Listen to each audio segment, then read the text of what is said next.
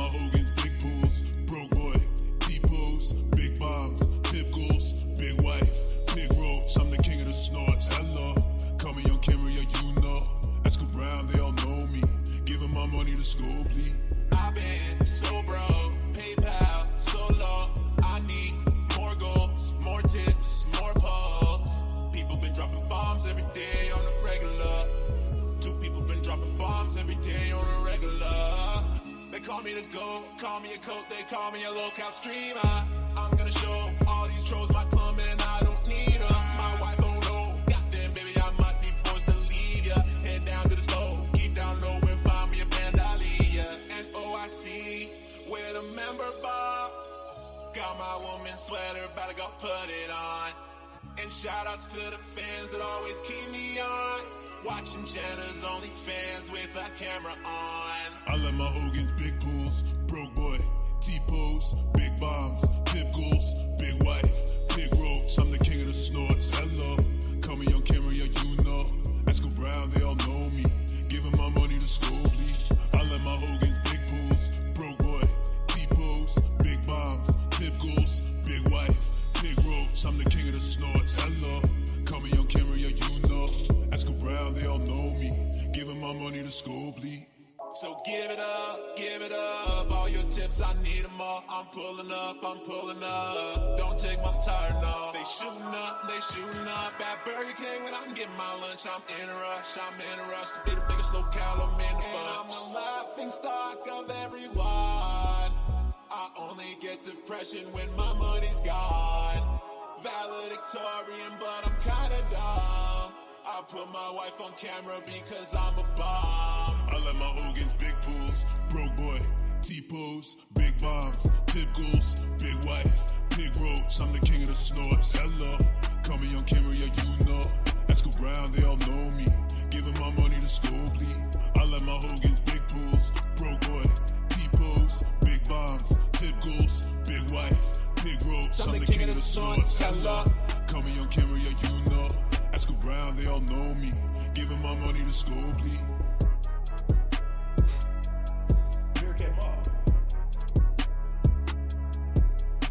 I'm the king of the snorts, hello.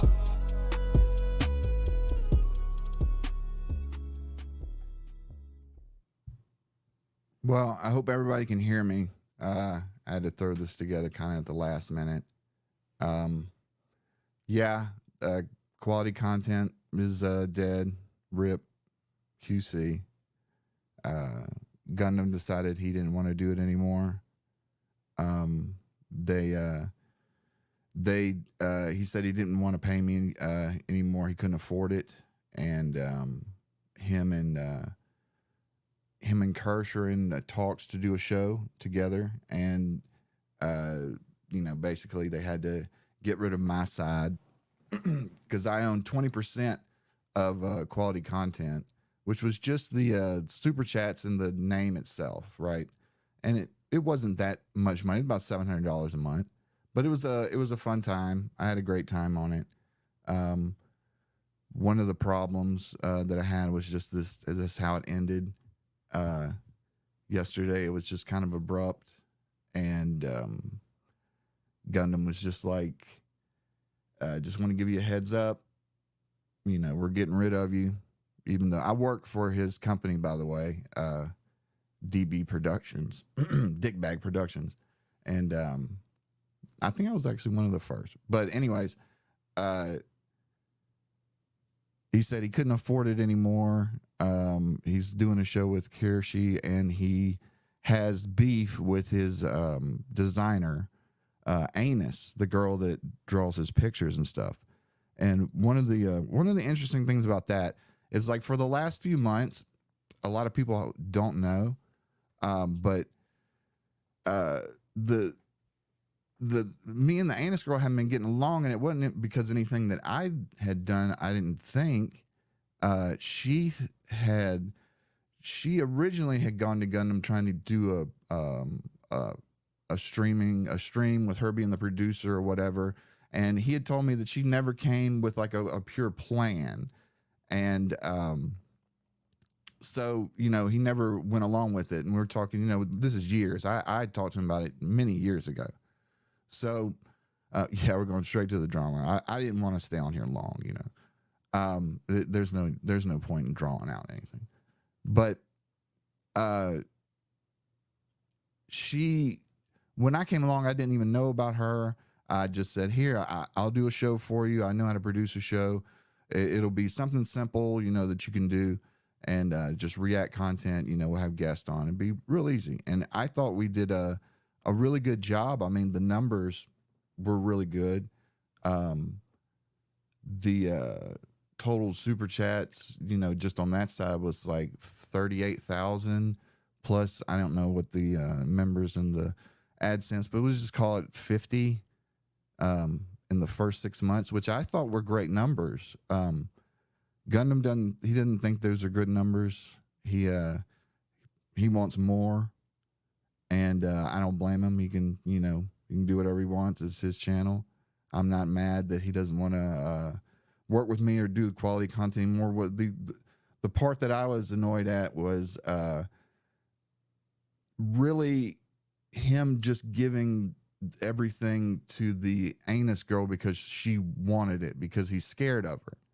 You know, if she leaves him, she'll take the assets for the pictures. And she's done it before. Like, I could tell a story about, you know, when we were doing the Meta deal, we were doing the Meta PCs deal, and we actually got that. And there's this whole thing about doing a pitch deck, which anyone doesn't know, a pitch deck is it's just like a six-page little booklet describing the show or describing the channel or whatever. And I had made it out myself, but she was real temperamental, and Gundam always said to treat her with kid gloves because, you know, she was very temperamental. She could fly off the handle at any time. And believe me, I saw it. And I said, I don't want to burden you with this. I'll do it myself. I hired someone through Fiverr. I paid him with my own money because I'm executive producer of the show. I have to, you know, invest in my own show. And I'm doing the pitch deck, and I've written it up and everything. And she's fine at this point. She's even helping me with some of the edits. But like, as soon as it gets to the point where I'm just about to send it to Meta PCs, she like flips the fuck out and is like, you can't use any of those assets that I drew in the pitch deck at all. Fuck you. You're not getting any of this. See how hard it is to do without the assets, motherfucker. Drama Alert sucks, which was like, okay, whatever. But she was just like, you know, I'm not letting you use any of my shit. And I was like, well, this is Gundam's pitch deck for his show and for his channel, you know. This is for the Meta PCs deal. They were offering a pretty good deal. And the pitch, she's like shitting all over me. Gundam finally is like, convinces her to calm down and say, okay, you know, you can release the pitch deck, because she said she was going to sue me if I fucking sent it to Meta or whatever. And this whole thing, we work in the same company, right? Like, all me and Anus, we both work in DB Productions. Okay. So, that ends up going, the pitch deck goes out. We actually get the deal at Meta. I don't know where it faltered. I think Gundam didn't want to do the time that they were asking for to do some of the spots or something like that. They couldn't come to a decision, but we did. There was a deal. We had the deal struck. It was like a commissions deal. Same thing the quartering got, as a matter of fact. Excuse me. So that was you know, the first part of me having to deal with her and go between me and him, because I'm still trying to keep it business, you know, between me and him and everything. And, you know, I don't have internet friends. I wouldn't consider Gundam a friend, but I've done business with him before, and he's could be trusted up to that point. And the show goes on. It goes on. At a certain point, a few weeks ago, he's saying that he's not having any fun anymore on the show.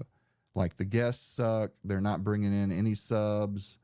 I'm not going to say what guess. That'd be too far, but you know, the live show is not seeing any growth for him. He's not experiencing any growth. He wants to be as big as FMT. He wants to be bigger than that. He thinks he should be bigger than that, which, you know, I think he should be just as big. He should be bigger.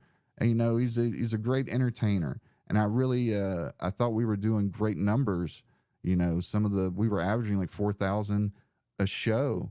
And a lot of people were, you know, they said they loved to listen to it on their, you know, their work day or when they got home for a long period of time. And I tried to make it as interesting as possible. You know, I know there was some fucked up, stupid videos that I put out there, but he can't say that all of my shit was boring, because the stuff we did on the NYU students last week, he's doing a video on now. And that was what I found last week. Because also, if other people don't know, I help with some of the videos sometimes, like doing the research, doing some of the like picking assets, or, you know, small stuff, but like, you know, just button up stuff. Try to be part of the team. And this just took me for a blow because it just came out of nowhere. It was basically, he was just like, yeah, I don't want you anymore. You know, but he was going back and forth with it, really. He was like, I don't want you around. And then he was like, you're my backup. I couldn't, you know, do it without you. And then he's like, forget what I said. You know, I can do both shows. Because the thing about it is like, I didn't care about him doing a show with anyone. That's whatever.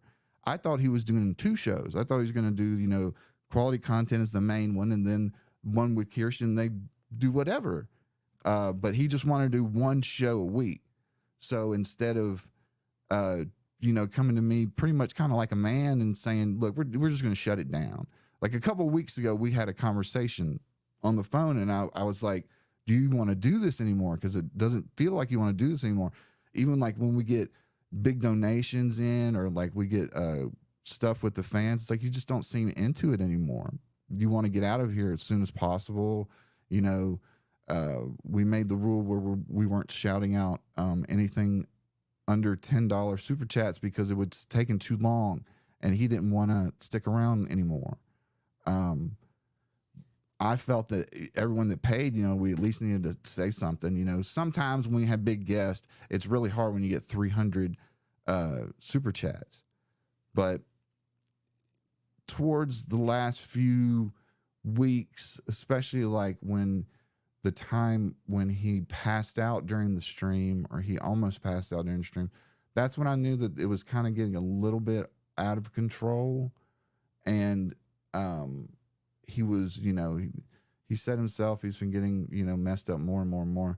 And I do think he should take time off. Even before this, I was telling him he needed to take off.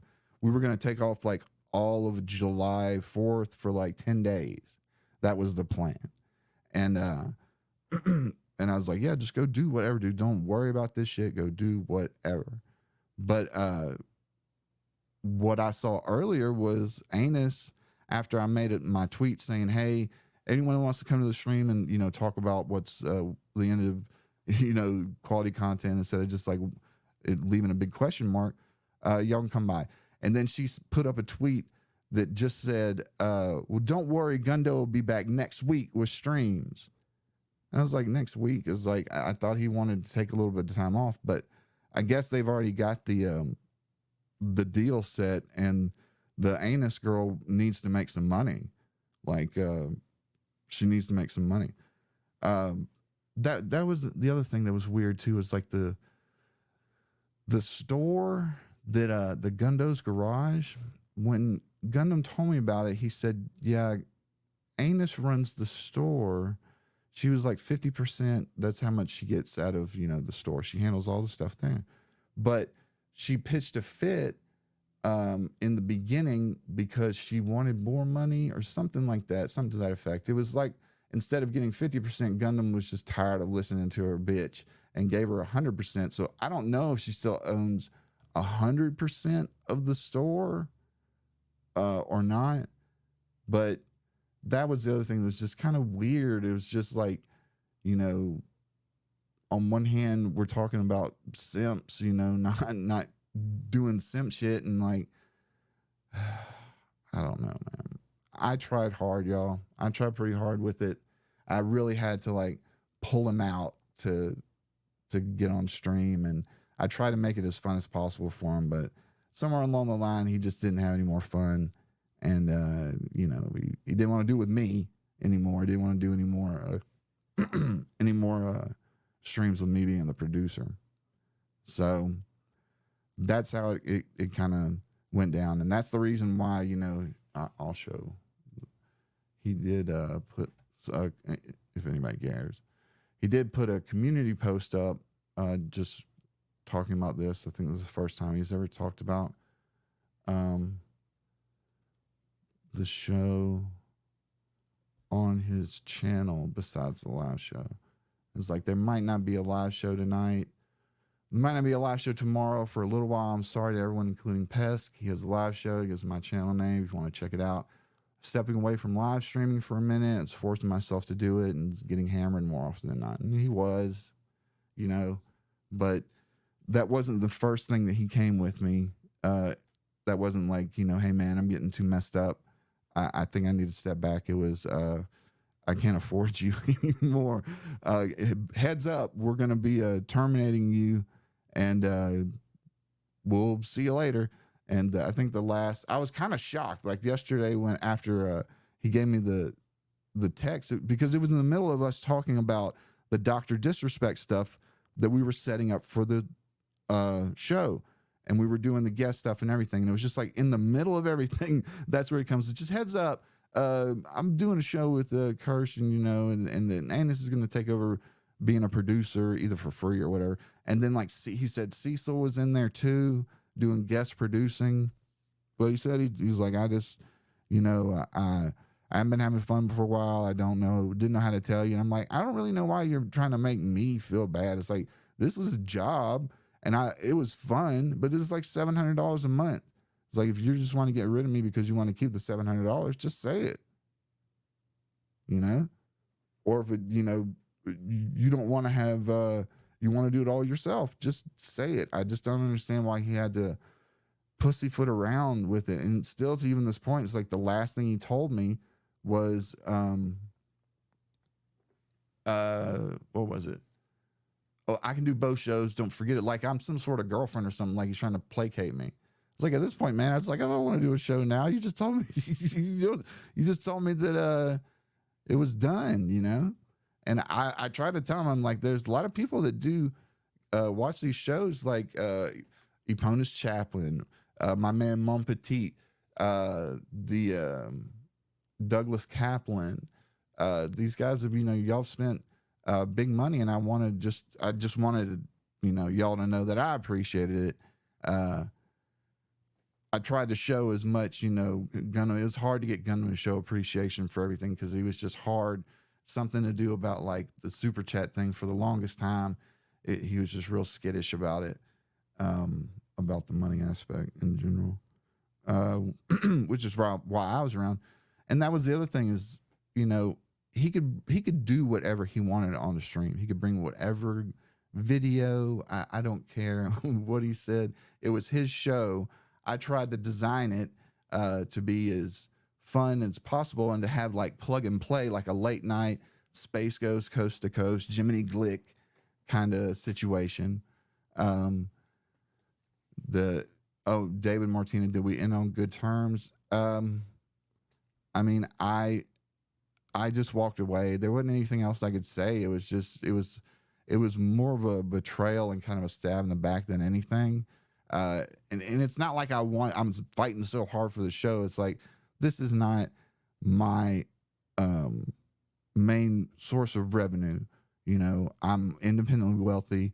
I've been helping Gundam for a few years, build his production company, DB Productions, from the very beginning, tax stuff. That's one of the reasons why he tells that story about losing $40,000 to the government because his mom was filing his taxes and she misfiled, and the 40 grand has been gone for like a long time. But then after that, he knew the importance of like having a business side and a lot of things, I would do on the side as well. I would take care of payroll if certain people were in sanctioned countries. I had to do things with Bitcoin during the what was it, the little action figure that he made for That Being Said. Like, that was my eBay account that we ran it through, and I trusted him 100% with money, with, you know, with anything. I just wanted him to be, he's always been straight up with me. It was, you know, really until yesterday was the first time that I'd ever seen him kind of like be shady, you know? So it's just, it's tough, bros. You know, this channel's not monetized. I'm not trying to make any money off anything or like that. I just wanted to be the one that explain what happened, because I saw a lot of people were asking me like, what happened? It's kind of seemed like it came out of the blue all of a sudden.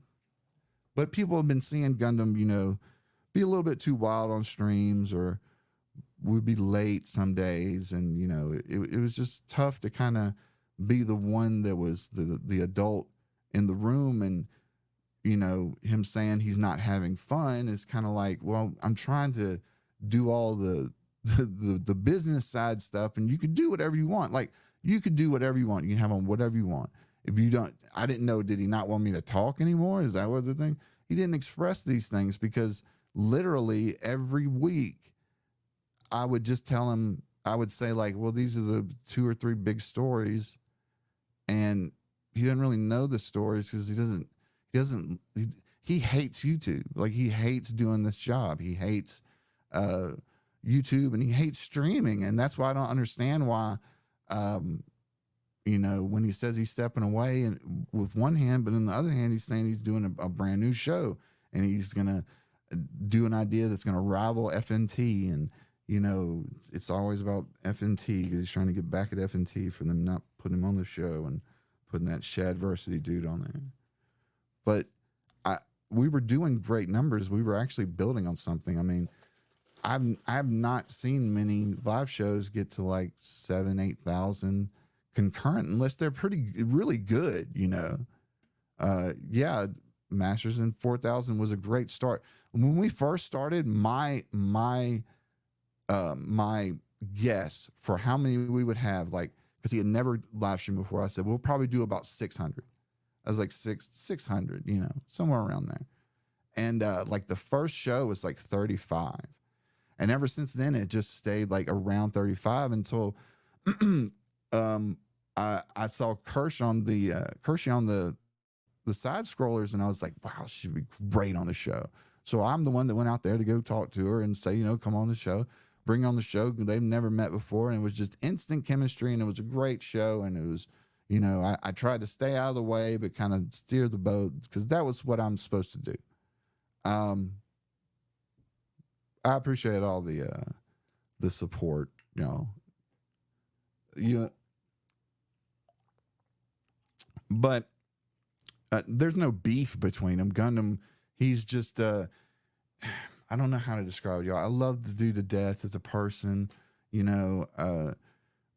It's almost like bitterness, kind of like diva bitterness. Like, I should have had this, I should be this, I should be that.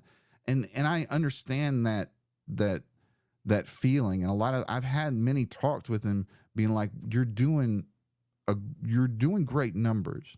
You have a great YouTube channel, you know, now you make 6 figures a year, bro. It's like a couple of years ago when you were doing this, when I first met you, couldn't imagine, you know, getting that kind of money. And, you know, he's about to hit 800,000, but the thing is like, he wants 1 million. So he's like pissed off that he's not there. And when that happens, you can see it in the stream sometimes too. It's like, you know, it's a little bit too dark for just like a fun stream. And that's why I don't understand why he would sound like, I'm not having fun. It's like, you can basically do whatever you wanted to on the stream. It's your stream, you know? And if it was just, you know, he wanted the 20% that I was getting for the show, then that's, you know, that's his move. We didn't have a contract before anyone asked. The reason why we didn't have a written contract, and I don't want anybody to get on to me about anything.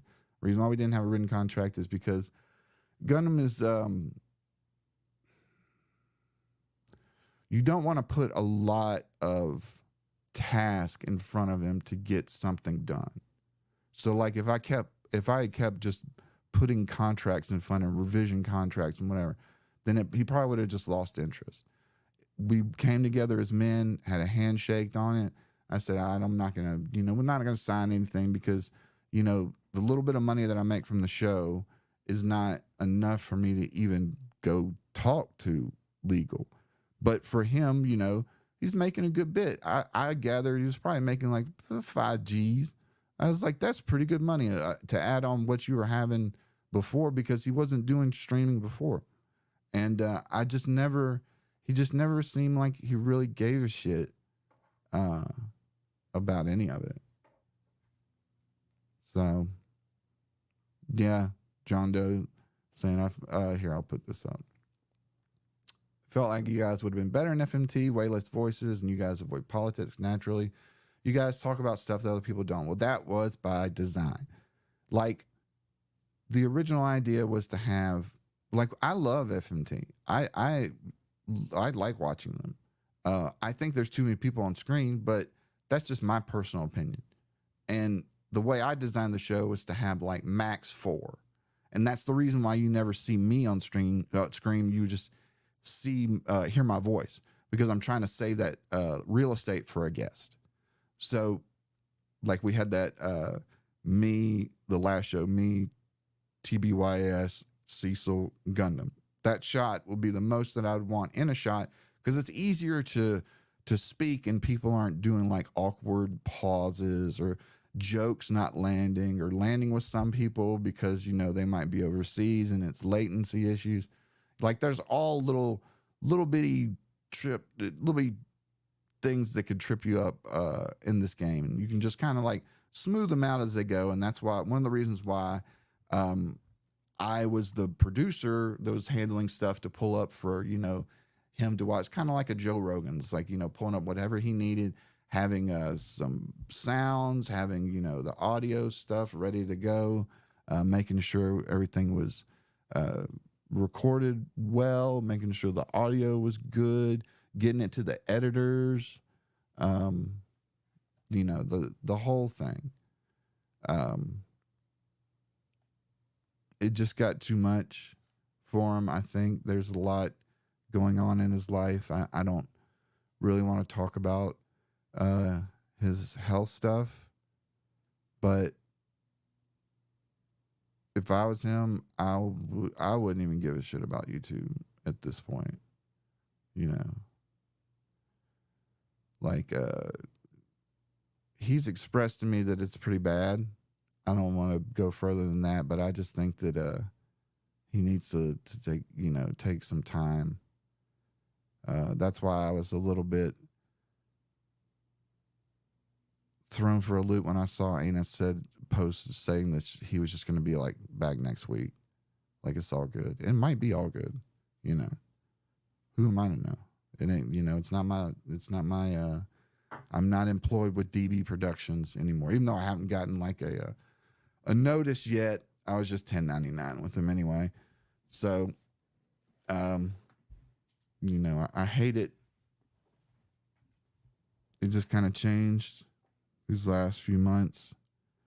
One of the things that I didn't like that caught me the wrong way, and like I don't want to talk bad about the dude because he does a great job and he's got a lot on his plate. But y'all know that Ludwig World Order, he edits for Gundam, and he's a great guy. He does great editing, super fast, everything that you need in an editor. Well, we were setting up for the May 1st Burst celebration, which at first Gundam didn't want to do. And then at the last minute, he said, well, let's go ahead and do it. So that's why I had to rush and get That Being Said and Meerkat and try to get Tevin. I've barely got Tevin on the stream. So I was like, I was going out there and trying to pull this together. And I had said, why don't we get Ludwig too, because he's got some music that we could play. You know, it's good stuff. And man, I don't say this. He said the help shouldn't be on camera. And when he said that as deadpan as he could, I was like thinking to myself, well, what am I to you? You know, am I the help? Quote unquote. And I thought that was kind of shitty, you know. But he can have, like I said, he can have anyone he wants on the stream. And you know, it's his channel. It just didn't sit well with me. Like he was just, you know, better than. It was one of those better than situations. He's not good enough, which I think might have befallen myself, to tell you quite honestly. I don't know how to explain it. It was like one of those dramatic turns just out of nowhere. And I mean, and like I was still kind of stuck in shock. And I think the last thing that Gunnar told me was like, thanks. And I learned a lot from you. I was like, well, glad to be of assistance, I guess. But, you know, it sucks that it ends this way. Yeah. The future for me, SBZ, I don't even know. Like I said, I don't do YouTube anymore after I left Drama Alert and did a little bit. I have a VTuber model that's actually in the works right now. That was before all this happened. You know, I was supposed to do it the way we were pitching it just upwards around a few weeks ago, with like, you know, main show, other shows, kind of like a network, kind of like not a podcast network, but like a loose affiliation of shows. And I even mentioned to him, I'm like, some of these shows that you could, you know, build up on the outside, you could take a percentage and just have like active revenue. There was lots of ideas that I gave him for the kind of money that, you know, he was bringing in. Lots of times where I was, you know, when Bitcoin was like at 25 grand, I cannot tell y'all how many times I would tell him, say, look, man, you're obviously looking for something to invest in. It's like, just go put a little bit in, 5,000. And he'd say, I'll do it. And then a year later, I'm assuming that he did it, and the Bitcoin's just fucking shooting to the roof again. And I'm like, oh, cool. Just like, how much did you get? Because I haven't bought some. This is my fourth time around. You know, I've made millions on Bitcoin. And he's like, I didn't get any because New York won't allow you to buy Bitcoin. I was like, what? What do you mean New York won't allow you to buy? You can buy Bitcoin anywhere. It's Bitcoin. And it was just like, you know, I know the dude gets busy and stuff, but here lately it's been that he's forgetting a lot of things. And it comes to me to be like either to remind him or to like correct him on a mistake, or like just something small, you know, nothing big, but it makes me feel like an asshole or like a fucking Karen, because like I don't think I need to say it 4 or 5 times for someone to actually remember it, or to remember, you know, what we're doing. Like the whole thing with the quartering is like, I told him 4 or 5 times that Jeremy was coming on, because we had Melanie Mack on like the week before, and I did them as like a group package, and he was just so upset with that. Like it was almost like he didn't know that I told him, like I just sprung it on him or something. So no, I'm not teaching any more people about investing. I could, you know, give you some quick pointers on how to like structure some money, but I'm not, you know, leave that shit up to quantum computers. or get a money manager. That's what I told Gundam. As soon as he got into investing, just get a money manager. Just get or broker. Just get a broker and have them run your portfolio, because you'll go crazy trying to stock pick, one by one. I'm sorry, Saren. Yeah, I seriously, like, I really like the show, and I had a lot of even from you and from other people, I had a lot of feedback, and we took to heart feedback through the shows, and I would try to evolve the show and take out things that didn't work. Like there used to be like a first music break and then like the final music break. But I said, well, we can't do the one in the middle because all of a sudden people are starting to leave, because this is not a music show, even though the guy that is the host of it used to be, a fairly big front singer, front man. And but it's not a music show. But we still wanted to put music because I do music. I've DJ'd in the past, used to play instruments in the past. Obviously, he plays instruments and sings, like a god. And he didn't want to ever like feature his music. I'm telling y'all that Blood for the Sun song, I tried so many times after that last time to get it to play again, because I'm like, there's no other good copies of this anywhere. It's not on Spotify. You keep saying that you're going to do something on Spotify, but it's just like, it's just after a while, it just seems like you're getting pushed. Oh yeah, I'll do it. Yeah, we should do that. We should do that. We should do that. We should do that. And realistically, the show asked for about 2 to 3 hours a week. Now, for me, it's longer because I have to do prep, and I got to get the clips, together, and I got to get the, schedule. Sometime when I was doing the guest, I had to schedule the guests and make sure, if they're out of time or in a different country, we got to schedule that correctly and stuff like that. Just like the little bitty bullshit things. And after a while, it was just like he just didn't care. I don't know how else to explain it. He just, I guess is how he says, he wasn't having any fun. And I thought making that kind of money a week, because we were like on tops of Playboard some weeks,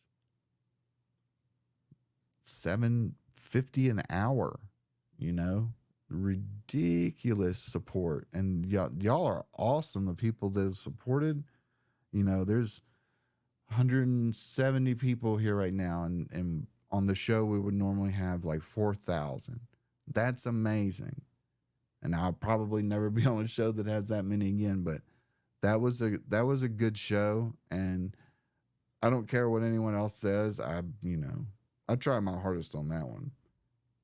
And there were some good bits. Like we were finally getting clipped. That was one of the things that he was so adamant about. He's like, we're not getting clipped. We're not getting clipped. Elisa Clip starts clipping us. A couple of other people start doing it. I show him. I'm like, here, look. It's like, people love the show, bro. They love it. Like it's not. I don't know why you keep chasing FNT when you've got something right here. So that's why when it came to yesterday and him saying, well, heads up, we're going to take you out and we're going to do this under quality content. Like it wasn't like we're saying, hey, Josh, we're going to shut down quality content. I'm going to go do this totally new thing, and you're not going to be a part of it. It's like, that wasn't it. It was, hey, I'm just knocking you out of the box. We're going to do the show. We might call it quality content because, technically we've already done all the work for the promotion, and all the people are here, and probably keep it the same day too, even. But Kurt, don't blame Kirsha on any of this. She's just, trying to make a great show. She's lovely. I love her to death. I'm not trying to piss in her cornflakes or anything. I would advise her to watch out for the anus girl. It sounds so weird to say. Because she 100% flipped out on me, and Gundam is too afraid to deal with her. And I'm saying deal with her as mean like he's come to me sometimes and been like, she's so annoying. She doesn't get anything done. You know, she's supposed to be the wife of this really rich guy, but yet she's always bitching about money. And then when I first met her, she was like, yeah, I work for Gundam doing a lot of free art. But now, you know, since he's making money, I was hoping that he would make me the producer. But since he made you the producer, then I guess that's okay. This was in the beginning. And then after a while, it was just like, you know, you could tell that she was enormously jealous of being the producer of the show, which was weird to me because like I never heard, like, even when she was talking about her credits of what she did, it didn't include like producing a show. It was a bunch of animation stuff. Like in the very least, I produced, you know, Drama Alert shows with Keem, and that's like under fast pace. I mean, you're on a clock. You're like on 24 hours. You got everything done within 24 hours. You got a week to do it here. It's not really that bad. Kirk's probably run a much better show, to be honest. You know, I don't know what kind of show they do because he just hates the internet. Like he hates YouTube. He hates talking about it. He doesn't like, you know, hanging around and for the extra stuff, you know. It's just like, and that's fine. That's how he does it now. He doesn't want to, you know, waste any more life because, you know, he's pretty adamant that he doesn't have a lot of time left. So, you know, I really did tried a few times, and I don't know if he's killing himself. I know he's not. He's different. Everything's different. He's not the same.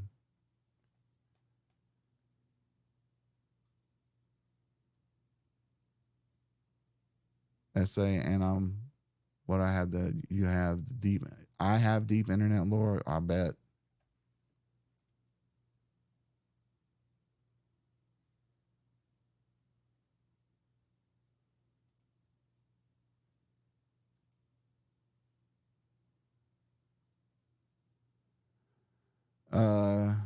I mean, yeah, he paid. There's no problem with payment, anything like that. All that stuff worked out fine. The Meta PCs deal falling through was kind of a blow because I'd worked really hard on that, and it was like just a layup. It was a layup, y'all. It's like right there, and it just like, you know. Here lately, he's lost a lot of sponsorships. That's why you don't see a lot on the videos. He's at a different ad agency. That was another thing that like made him real depressed. It's like when years ago when I first started helping him, I had took him to LFM, which was Keemstar's agency at the time, his lawyer's agency, and they're based out of New York. And he had never been to like a meeting like that. So I told him, you know, that I would be in the call with him. So I was in the call with him during everything, like the negotiation, talking about the money, you know, representation, all that kind of stuff. He's in the GunTubers now, but this was before. This was LFM.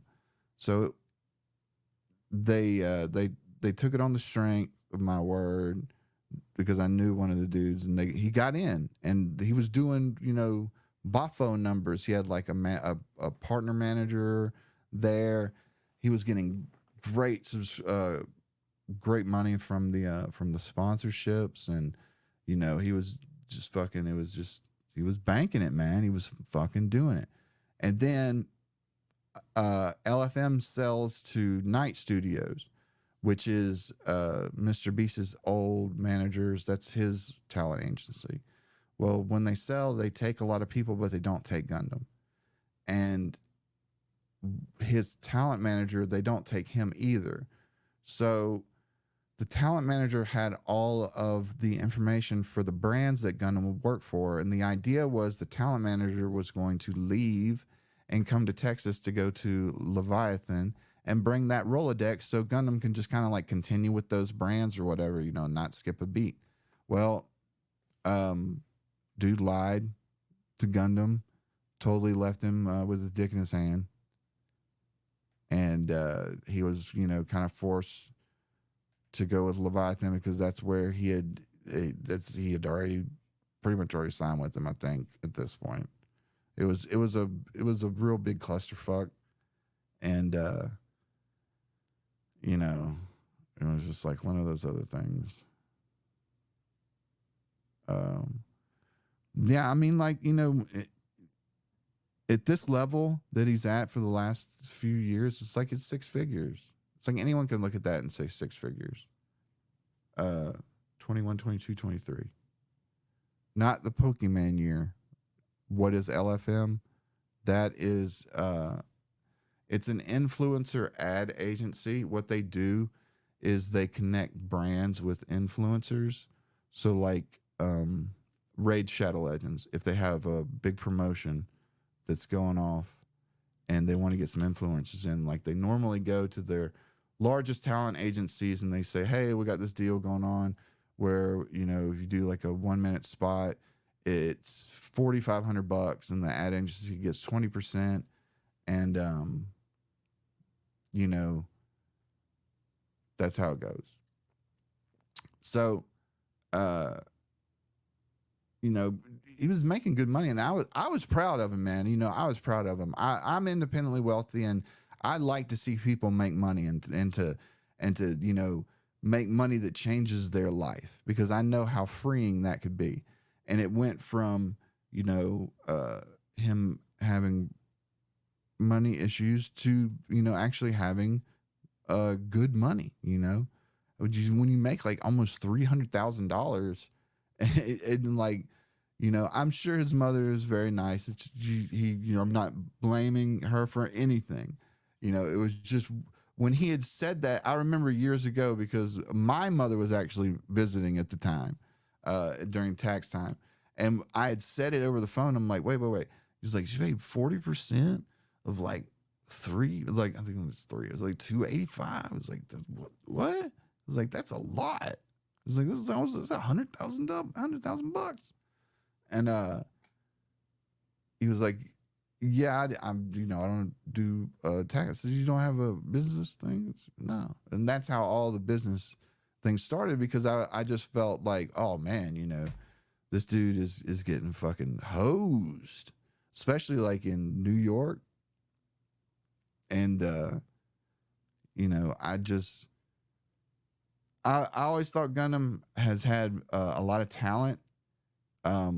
He has a chip on his shoulder, and that, like, to some people that drives them, and that does drive him, but it also, like, it makes, it's a depressive kind of thing.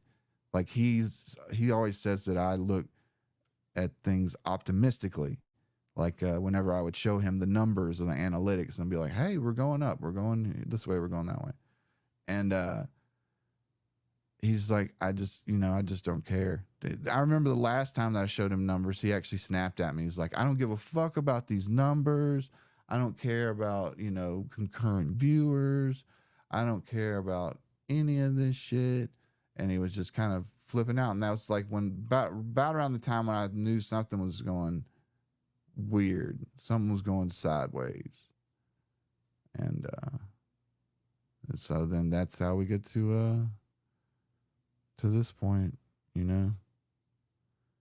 And that's how quality content ended, because I couldn't allow the name to just keep going, because I had 20% ownership in it. And if I would have just, you know, just been over and been like, oh, I don't care, you can do whatever.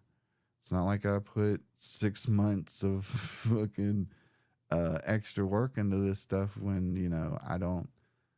$700 a month, that's what's that, less than $200 a week. you know. So I always build it at probably like $150. I was like, $150, come hang out with the, you know, one of the dudes that I like on YouTube and talk to some other people. It's like, that's whatever. It's like, I'd do that for free, to tell you the truth. I just wish that he wasn't the way he was when it comes to, like, you know, making sure links work or subscribe to this person or that person. Show him doing that thing with Cecil the other night. First time I ever seen him do that. First time I ever seen him do that. And that's when I knew. I was like, yeah, he's probably just gonna be on a show together if he's gonna allow him to, you know, everyone subscribe to Cecil in this chat, pinned it on the top. It's like, do you think I would ever do that? Do you ever do that for me? Shit, no. And I've made him like fucking $100,000. So yeah, well, I don't want people to think that I got sore grapes or anything too. I hope they do a great show. I mean, y'all probably see him next week. I don't think he'll be gone for that long. You know, Anus needs some money, so somebody needs to get paid. I sound sad. Yeah, I am a little sad. It was kind of the stabbing in the back was the worst part. I didn't really care about the show so much, but just like all of a sudden being like, yeah, I don't need you anymore. I can't afford you, so I'm just gonna take your part and do the show without you.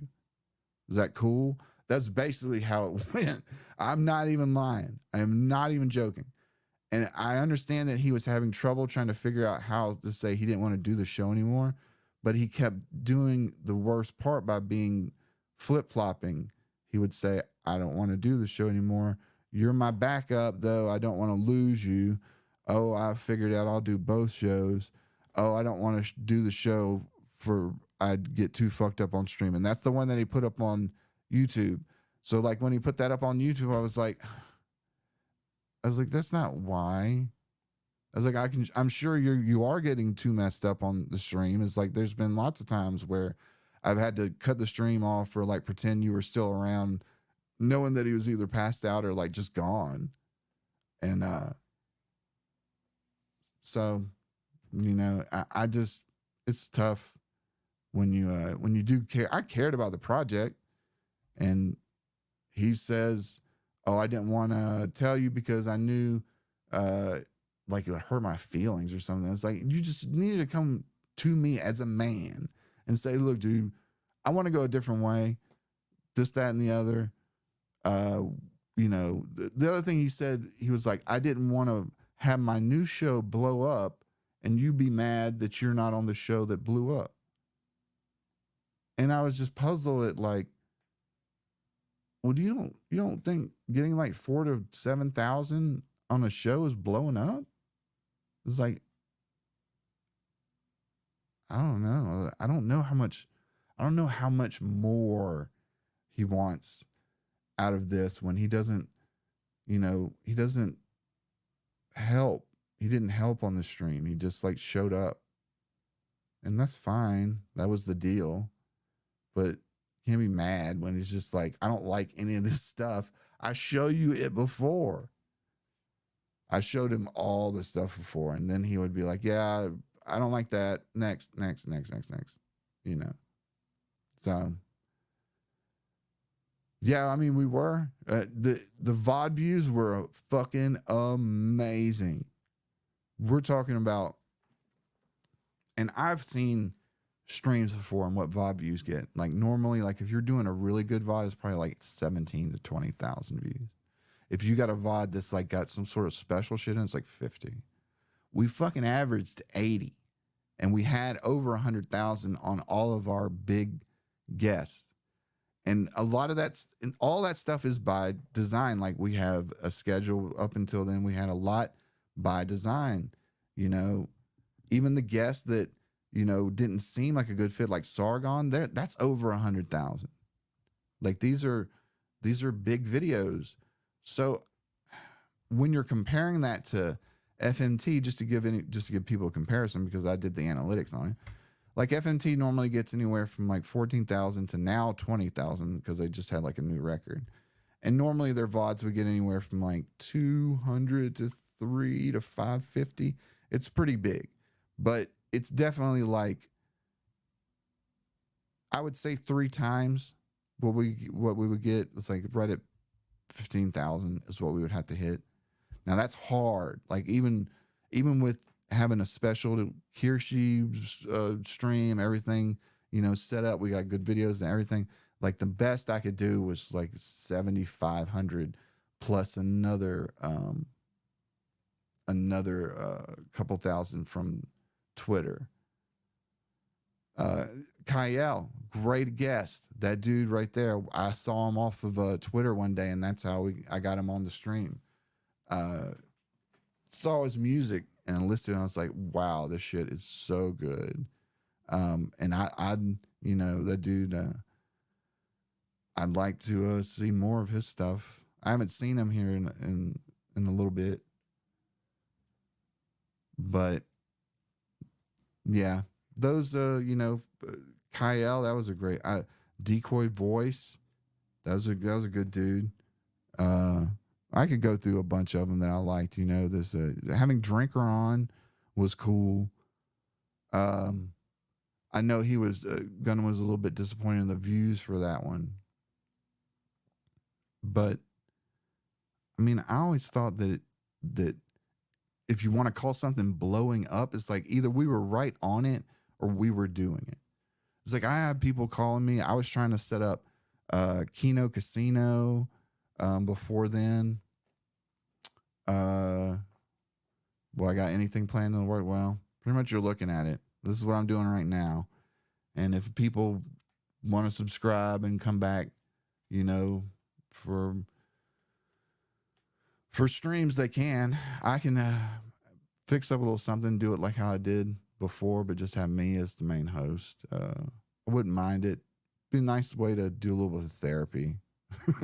A little post-firing therapy. But yeah, I don't wish him ill on Gundam. You know, I know he's got a lot on his plate. It sucks the way he did me. He totally fucked me. I mean, I'm not gonna sugarcoat it. He fucked me. And you know, that's why you have contracts. But having a contract over $700 a month when you're me, it's a little ridiculous. It would actually cost more probably to set up that.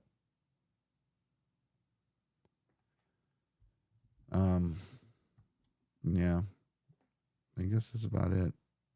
Does anybody have any questions? Like, I'll answer any questions that I can. Let me hide that real quick. I appreciate everybody coming out. Rec 1990. There's a Rec 1990 down here. Appreciate you coming by. Who else we got in here? SBZ. What up, bro? Euponus Chaplain. Tiger King. David Martinez. Death Blister. My man, Joseph Stalin. Sam Wayne. Nasty Nate Gaming. Yeah. Be a producer for DSP. No balls. I sent DSP. No lie, I did send DSP. I think it was 2 emails asking him if he wants to come on the show. The first one was like pretty cordial. Second one was a little bit more blunt because Gundam wanted a reaction.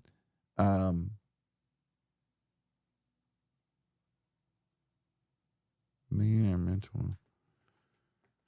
I mean, you can Millionaire Mentor if you want to. You can DM me on my Twitter. It's my name, Josh Pescator. I really wouldn't think. I don't think I'm that interesting. There's a few things that I've done that's kind of interesting, but I can talk about everything that's not locked down by confidentiality, which is pretty much anything except the Chiquita stuff.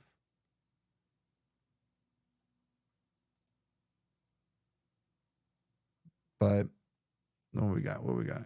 Can you start a show because she needs a manager? Like that's the. I mean, that's what Gundam told me. The last thing that he told me was that him and Kirsha were in talks to do a show, and he couldn't afford to pull me on the show. He was going to have guest producers like Cecil, and he also said, and I'll have Anus just to squash the beef, which means just to make her quiet, he's going to give her my job that I built, the position in the show that I made. He was just going to give it to her. And even call it quality content in the beginning. He was going. I don't think they're going to do that now, but that's what it was originally pitched for. He's like, I'll just call it quality content. But and I said, well, am I hearing this right? Are you doing a spinoff, or are we doing, or are you just boxing me out? And he's basically right then and there, just like, I'm just boxing you out. I knew you'd be mad, but boom.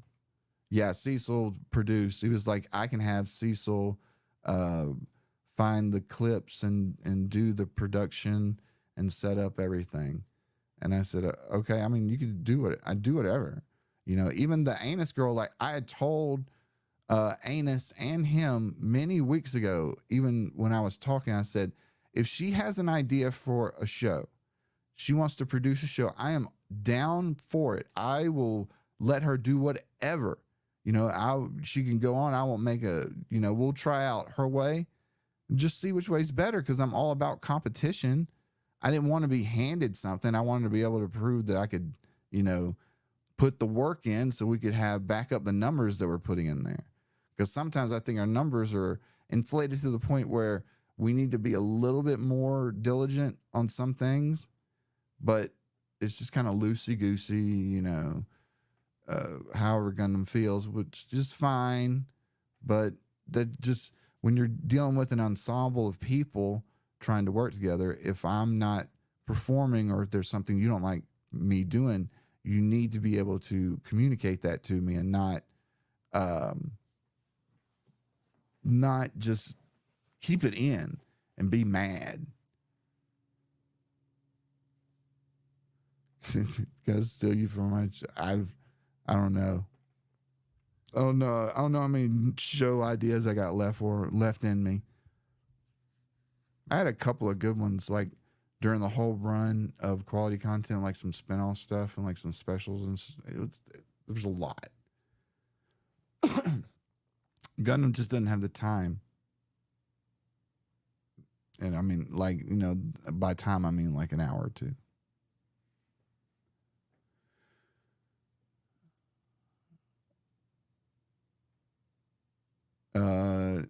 Him getting mad.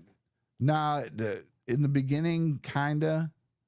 Towards the end, he was just getting mad. It's like he didn't want to be here anymore doing this. Like he was not joking when he's like, I hate this. And I'll tell you this. One time, I think it was the last paycheck that I got through PayPal, in the show note, it said, for the show that I hate. And I was like, at first I was like, oh, that's funny. But then I was like, well, he really doesn't mean that. He's like, he hates the show. Like, after all this money, all this support, all these views, all this time of other people doing stuff, he's like, he hates this.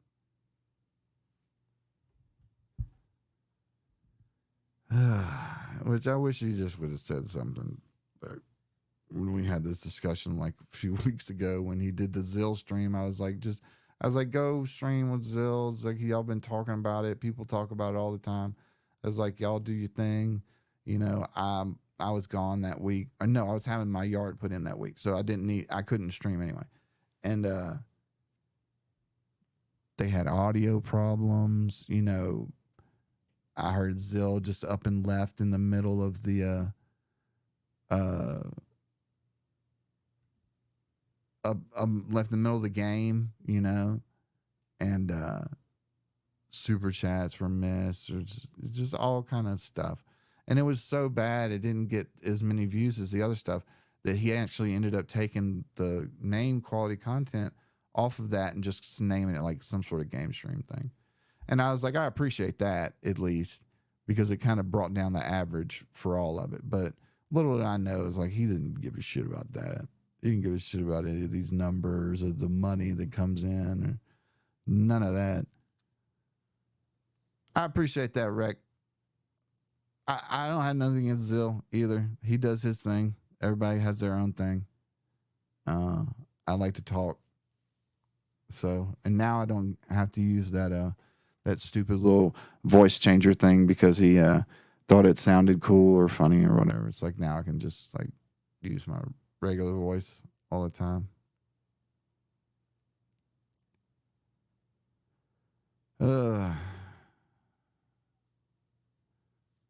I want to know what everyone else is up to or what everyone else would like to see. Like I went back and forth with him on a lot of stuff, like either finding funny videos, stuff that was shocking. We went back and forth, and like the NYU Gatlin thing was a great example of finding some sort of meme or some sort of thing that can be elaborated on, like the TikTok videos he used to do. And I can hear you better with the voice change. Well, yeah, whenever it does this, it actually takes all the bass out of my voice. I have a lot of bass in my voice. Duty's up. Yo, what's up, Duty? Duty's the man. Appreciate you and all the work that you do.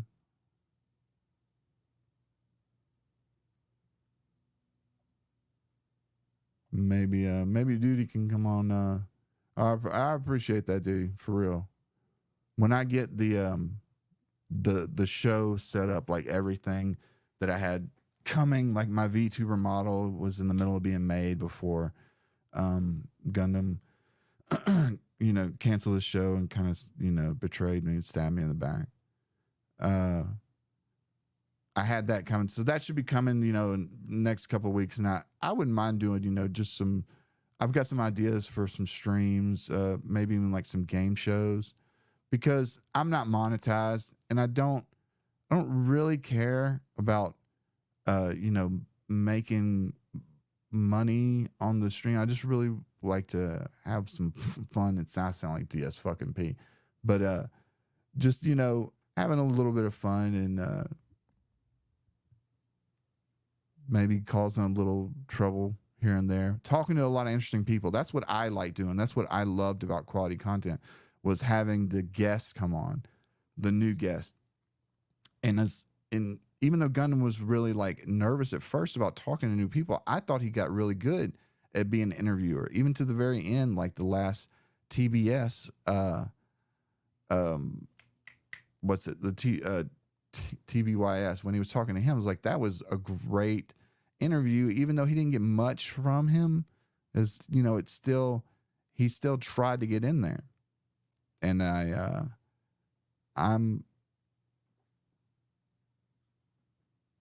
was impressed. And I even told him that. I was like, you're really getting better at interviews. I know he was nervous at first talking to people, but he was getting a lot better. And, then it's over with. He did. He pressed him on the Venti issue for real. Cause that was the thing. He had broke the news. The odd part about TBYS was like, I knew that he had a video coming out about Illumination, which was a drama he was having in the YouTube sphere, but he also was dropping that he was breaking up with Brittany Venti and they were canceling their engagement, which is by far the bigger drama when you're talking about like, hard copy, salacious kind of like stream stuff. So him coming on the show, I was like, we'll talk about both things. But of course, like the Venti thing overshadowed everything. And in the very, I didn't feel, I'm not saying I felt bad for him. I was like, I felt a little comfortable at some parts because I knew he didn't want to speak and it was really fresh, but it made for good drama. Gundam trying to pull it out of him. I thought that was kind of funny. I thought he was actually going to do it at some point.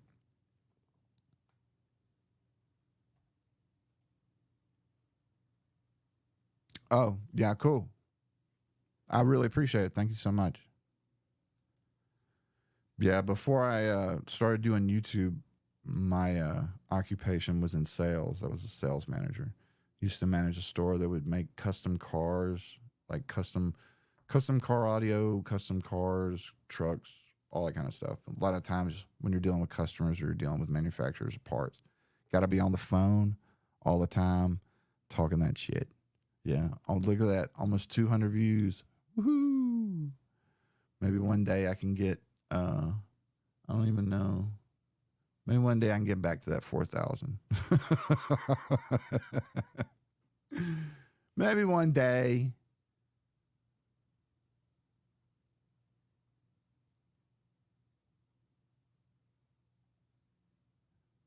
Is Think Before You Sleep in the chat?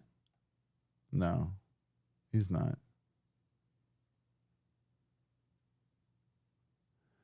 Yeah, before I started, the first thing that I started on was I started with the story about, I don't know if anyone remembers the Funny Guys and the PewDiePie story where PewDiePie had bought one of those messages things that people in India and stuff would make for like $20, and it said "Death to all JEWS," and that was like a huge story. And I had actually gotten in touch with the Fiverr Funny Guys, and at a certain point, I was able to get their story out. But I didn't really know that many connects on YouTube at the time. This is like 2016, maybe 17. Look at the Poetics. You want to see the truck? I'll show it in a second. Give me a second. But yeah, the Fiverr Funny Guys, they were, I got them a little bit of recognition, and then they started getting some. This always happens. You help someone out on social media if you know how to do it. And the deal was, it's like, they didn't know Twitter and they didn't really give a damn about Twitter. But we were using Twitter to contact PewDiePie. So once they actually worked, their Twitter blew up, and it was supposed to be once they were done, they were going to give me the Twitter, and I was going to do whatever with it. I don't know what the fuck I was going to do with it. I was one of the first things I did on the internet, period. And come to find out, they ended up fucking me over because they also said they were going to pay me. No, not happening. But that did lead into me meeting Keem, and that's when I started working for Drama Alert for the next 2 years after that. And then that was Drama Alert's best period. 2017 to 18 to 19, and I take a lot of pride in there. There's a lot of stories that I handled in there myself that did really good. The Swatistic story, the dude that got arrested for swatting and getting the other guy killed. That's probably my best highlight from Drama Alert.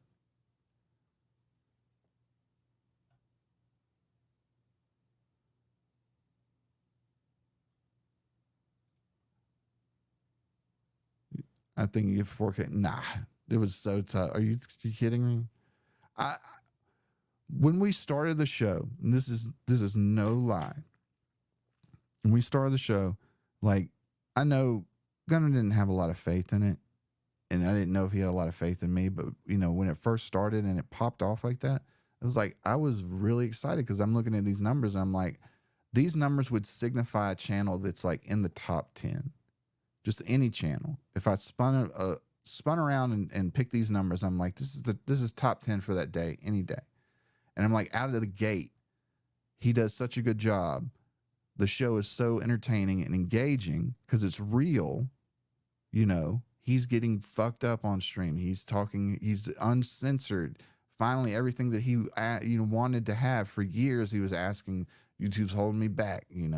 Somebody's holding me back. You get on here, you say whatever you want, dude.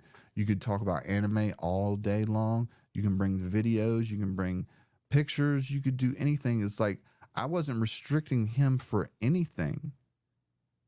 He could bring whatever he wanted to on, and he did. Like the J Sonic bit. That was a good bit.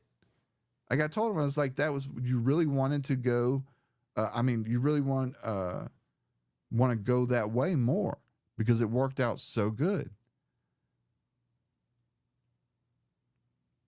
But then it just goes back to, he gets in that cycle where it's just like, I should be doing better than this. I should have 1 million.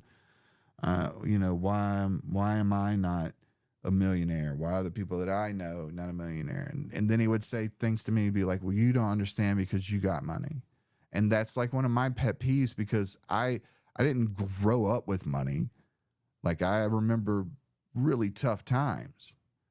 So to just say because I have money or assets, I still have problems every day. I still have responsibilities, liabilities. You know, even as small as this show, like this show is not life or death, but I make time for it. I make sure that it's on time, because if I'm here on time, then people will be here. That's what I've always thought. You know, if we're having fun, then everyone else is having fun. That's the one thing that DSP does get right, but he doesn't do it in the right way. It's like, if the streamer is having fun, then everyone's having fun, and that's true. And Gundam was not having fun. I don't know if he was not having fun of me or Will Heron. What's up? Yeah, feuding with Tommy C. That's not even back in the day. That shit's still going on to this day.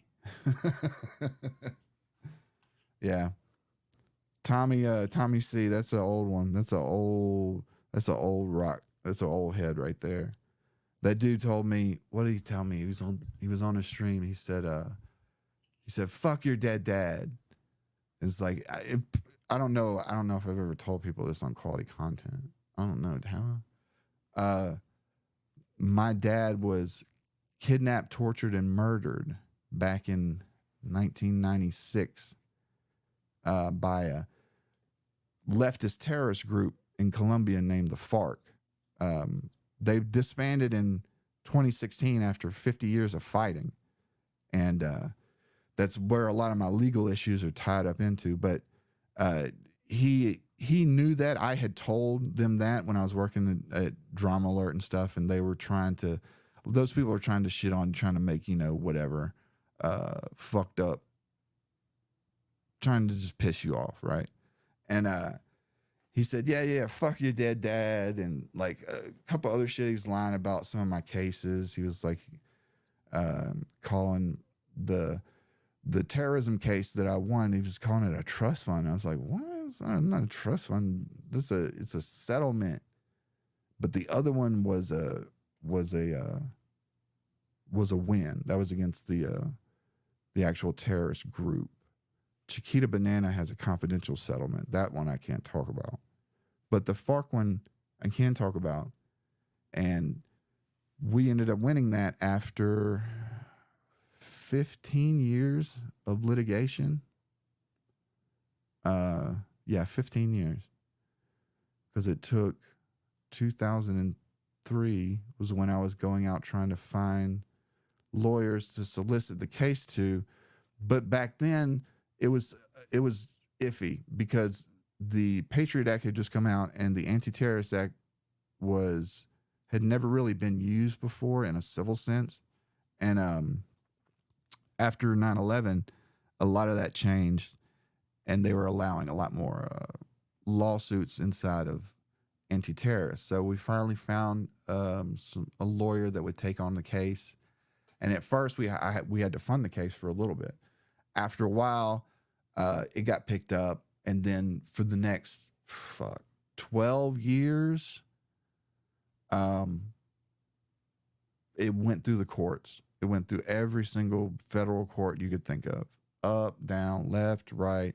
You know, had to wait on the 9/11 families, a decision in their case for something, up until 2018. And then in 2018, out of nowhere, FARC had already disbanded in 2016. So we already knew it was just a matter of time by then. It was 2018.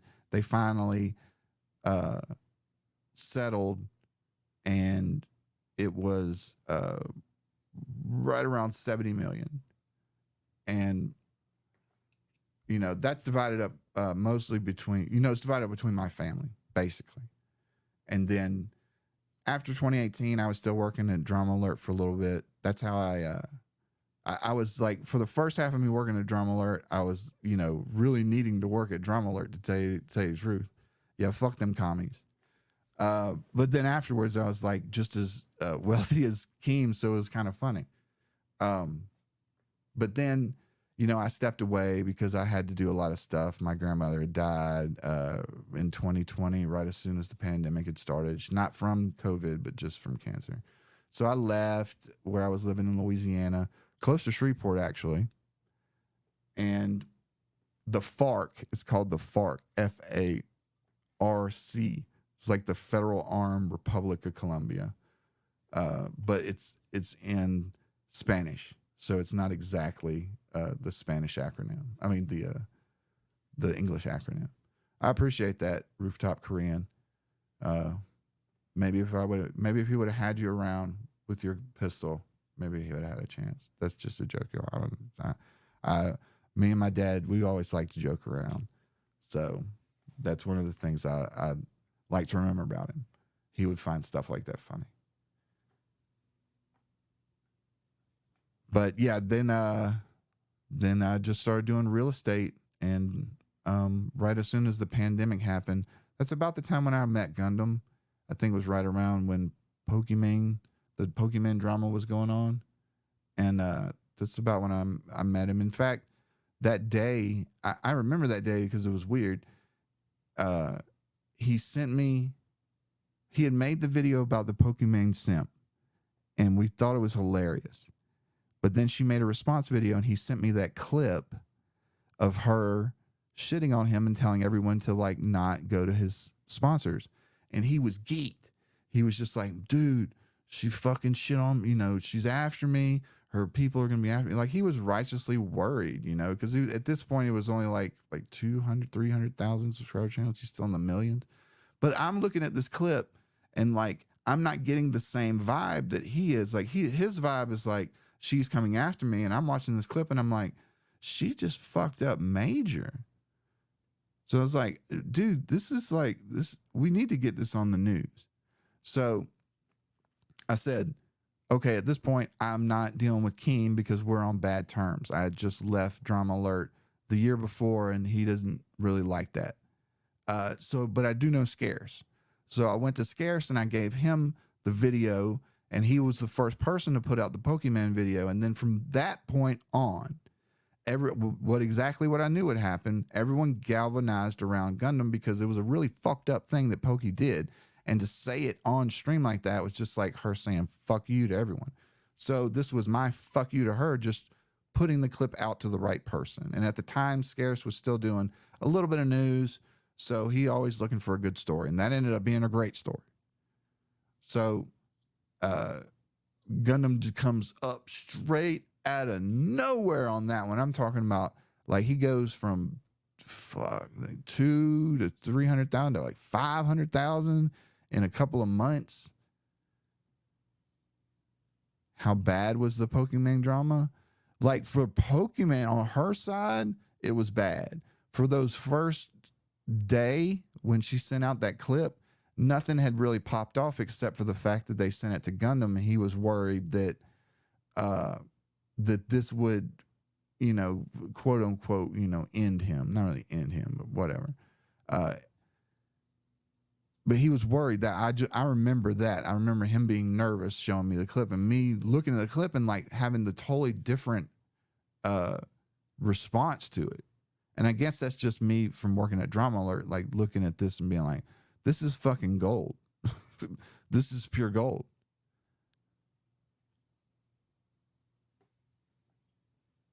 So, yeah. Anyone else have any questions? I miss Scarce too. He did good shows. It was just no nonsense news. It's like I love Keem. Keem's my boy. You know, always loyal to him. He's a good dude when it comes down to it, even though he's fucked up sometimes. But Scarce, top of the line. He's like the Tom Brokaw of YouTube news. Robred82 says he's from Shreveport, born and raised. I was born, and I bet you know where this is, in West Monroe, down 20. But I would always come through Shreveport because the track down there in the casino that they had. I forget the name of it. It was right there as soon as you get into Shreveport, right before you go over the bridge.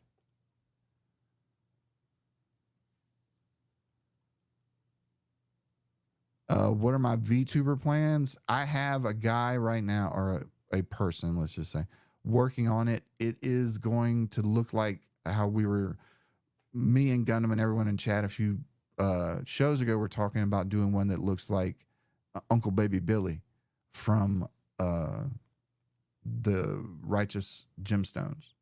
And I still think I'm going to go that way, but I'm also going to do, Louisiana Downs. That's what it was. Yep. 100%.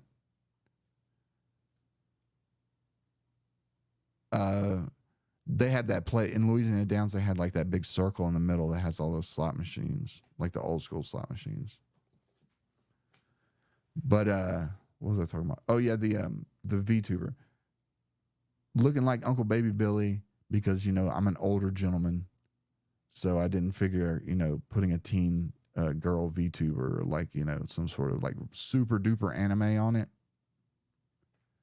Use the Skelly VTuber in the stone. Yeah, nah, that's Gundam's thing. I didn't really want to use this. He gets really he doesn't like people stepping on his joke, especially about the one about Stu. So, would I be willing to be a producer again, or go solo? I don't know. I mean, I would be a producer again. I know Drama Alert is they're starting to do like a live show, and he said that he's going to be bringing back the show for this fall. But I don't really want to do like what I was doing at Drama Alert before, which was producing stories from the back end. I would rather be either behind the mic doing something, or producing for a show doing something. Kind of the same thing that I was doing with Gundam, but just with somebody that gives a shit and wants to like better it the same too. Like let's work at it. Let's spend a little time before we go live so we can get the bugs out. A lot of times, when we were having audio problems, is because I'm just having to start right then and there. He's like, we got to go now. I was like, well, I got a problem with my mic. We got echoes. No, just go. I was like, okay. Oh, it's called there's a Margaritaville there. Sweet. I probably won't be back there for a while, I'll tell you the truth. I didn't like Louisiana, especially during the pandemic. It was like they turned it into a ghost town, and they totally fucked it. That's one of the main reasons why I moved to Florida. As soon as I moved down to Florida, it was the first thing I did was start to look for a house near the beach. Yeah, West Monroe High School. West Monroe High. I didn't go to West Monroe High because I had left that area by the time I hit high school. But I know exactly what you're talking about. That's like so close to where my aunt and them live.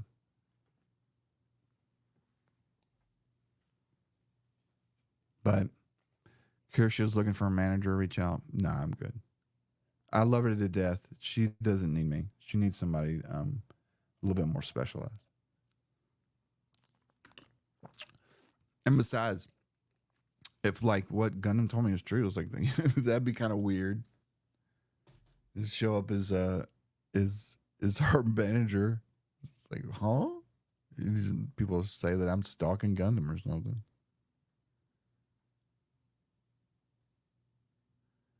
Nah, you're cool, Brad. I didn't mean to sidetrack anything. This is just a chill stream. I'm surprised that 180 people even give a damn. Have y'all hit the like button now? Tell me y'all hit the like button. Yeah, y'all did hit the like button. 100 likes. That's good. I appreciate it. I really do. Everybody that subscribed, everybody that tipped and had nice things to say. I appreciate it. It's tough to kind of express appreciation with Gundam when it's like, just really doesn't give. It's weird because you don't know if he's playing or if it's a bit or if he's really mad. But here lately, you could tell that he's just not himself, and the diva thing it's just gotten so overpowering. Like the bitterness part of it, in my eyes, it's weird because what I'm looking at, and this is almost like the same thing with the Pokemon thing. What I'm looking at when I'm looking at the numbers, I'm looking at numbers going up. Good numbers going up. I can pull up. Let's pull up. Where is? Here it is. This is the playboard for Gundam and here it is. So this is the super chat up until right now. Now this started at 0. This is 36,700. This doesn't include the membership total or the AdSense or even the Streamlabs. So just fucking round it out. Just call it like 45 grand, and we're already like halfway through the year. So if you doubled that, it'd be close to $90,000 or $100,000 by the end of the year. So 30% of it goes to YouTube, that makes 70,000, and then out of 70,000, 20% would go to me, and then he would get 80%. And these numbers, when I look at other YouTubers and how they go, on an average of $13 a chat, we're talking about numbers that, these are top ranked numbers. This was the Kirshi stream. This is the total just for, what is that so far on May. It averages up to be about like $6,000 to $7,000 a month just on that, just on the super chats, which I thought was great. Like, I not that I'm like, oh, just so much money, It's like for Gundam, I'm like, Gundam's been looking to make money to leave his house because he wants to move out of his house. That's been his thing. And I fully support that. Like, even when he was, before when we were talking, because we talk every day. Like, I mean, I don't think a lot of people understand. It's like I talk to him many times a day about business, about videos, what's the live stream stuff when we were doing that. Even before then, it was just like, proofreading stuff, looking at videos, searching for errors, doing research. It's like a lot of stuff. It's like, and none of that stuff I ever asked to be paid for. The only time that I wanted to have a payment structure was when I, wanted to own the show that I had designed and created and was working towards bettering, evolving it. So at a certain point, I'm just sitting here saying, I don't even think he wants to do this anymore. And I don't know if he's making any headway of like, leaving the house. Cause like for the longest time he was talking about like, I got to get out of the house. I got to move. My house is not great. I'm doing models. I don't have enough room. And me being me, I was just like, well, I can help. How can I help? I don't know. Took a long time for me to be like, well, let's do a live stream. Let me see if I can find somebody that'll produce for you. It's like, no one could do it. No one would do it. And finally I said, well, I'll just do it. And then maybe, once you get together, you could do it all yourself. And at first, everything was fine. Everyone was nice. Everything was good. It wasn't until money started getting into the thing, a lot of money, that people like Anus was looking at that and saying, you know, I should have that money. I wanted the producing job. Gundam, you should give it to me just because I tell you to give it to me. And obviously he's scared enough to be like, I just want to, you know, treat her with kid gloves and make sure she's not yelling at me or anything. So just placate her. That was what he always used to tell me. Just placate her, just, you know, kind of, she's going to yell, she's going to scream. And I'm like, aren't you the boss, you know, of this company? Were you guys ever serious about Quarter Pounder and Rumble? The problem with the Rumble stuff was, in order to get a contract with them, you need to stream a certain amount of hours, like 6 to 10. There's no way that Gundam would commit to doing that, to doing those kind of hours. It's like you can barely get them to do 3 hours in a week. Where was I? Damn, that one totally derailed me.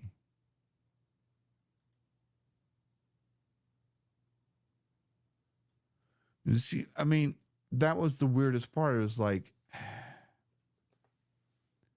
he's asked me to be kind of the heavy because he doesn't like delegating power, or like he doesn't like to make people mad, I guess, or get on their bad side. So he would say, yeah, you handle Nikita and them, and keep, you know, make sure that they do this, that, make sure they do everything.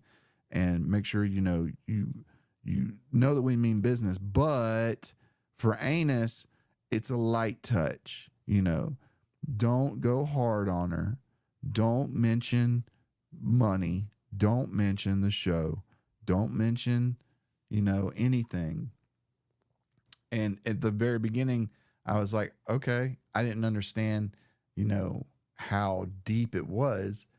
And one day, I was talking with her in the DMs because she was nice at first. We both have dogs, little dogs, and she was nice at first. And I made the joke, she had created an AI before I started producing the show, that was going to read out all the super chats, and that's what she had brought to the table, right? And this was what she thought was going to, you know, be the revolutionary thing that set her apart. And she was mad that I said, oh, I guess this is the first time that a human has beat out the job of an AI. And she got so angry at that. Here's the this is what she created, by the way. She created an AI Trump that talks like this. Hold on, let me make sure. Hey guys, I have been tuning into the Gundam podcast every Wednesday, and it is really good. I hate to say it, but the guy is really funny. Okay, like that was the one thing that she brought and said, like, this was supposed to be the show. This was supposed to be how the super chats were being read, and you stole my producer spot, you know. And I said, did you think that this was going to play like 250 times during the show? Because that's how many starred messages we get. Like a starred message is like a super chat, membership message for a few months. Like those kind of things I don't like skipping over, because a member that's been a member for like 7 months, I want to make sure that I read your message. But I was not encouraged to spend time on that. It was just like, get through the money quick. Just get through it quick. And, you know, I got to feel a little bit weird after a while reading $100 messages or $50 messages and spending like 5 seconds on them. I don't know if Anus and Gundam are involved. It seems like it. I thought they were dating when I first started working at DB. I didn't know she was married. He always used to say like my producer or my girlfriend, and then like mix up the two. Which, I mean, I had no problem with her up until the point where she just started flipping out over the fact that she thought that I stole her job. But there was no stealing involved. There was no one doing it. Even Gundam had told me, yeah, you were the only person that stepped up. And I mean, now because I stepped up, it's like the show started to become something, and now it's making money, and I get cut out. And I mean, that's like, I don't know how else to describe it to everyone. I really wish I had another way to describe it. Show's doing good, cut out, you know. There's not even like a ceremonious, like, this is the last show, and, you know, thank Josh, whatever, blah, blah, blah. I got the one, this was like, I don't even think I've been fired from DB yet, but this is basically the consolation prize, you know. It's like, if, you know, basically, you know, he's like, I'm sorry. If you want to subscribe to him, subscribe. Stepping away. And whatever. But I mean, like, I just saw Anus just not, but like, I think it was a few hours ago. Here it is. Let me show this real quick, and then I'll stop.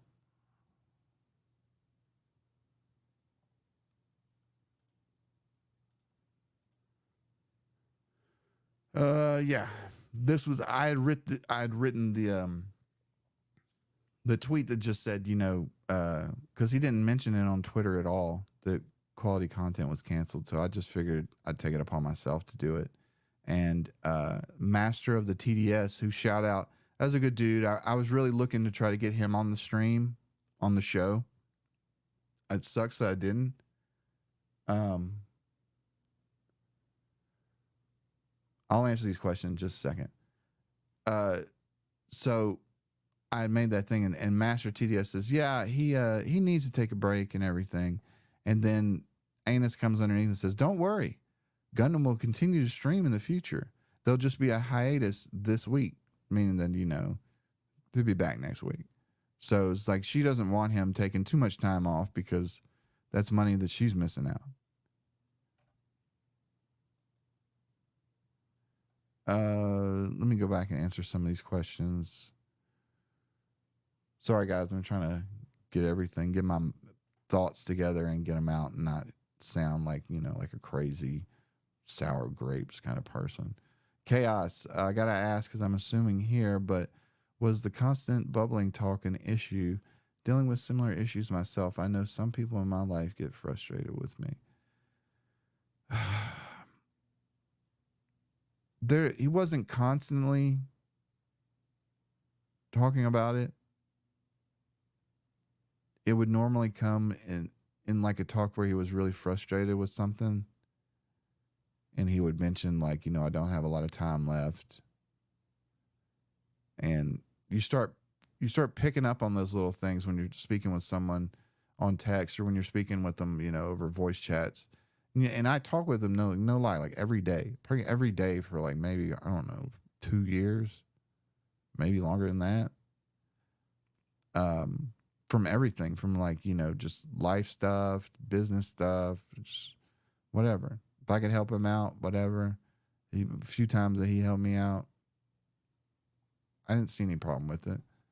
I'm a little bit older, so I didn't mind sharing a little bit of wisdom or what I've been around, especially when it came to YouTube, because he basically started like in 17, but didn't really pop off until 20. But for the longest time, he didn't take it seriously, and he didn't think other people took it as seriously too.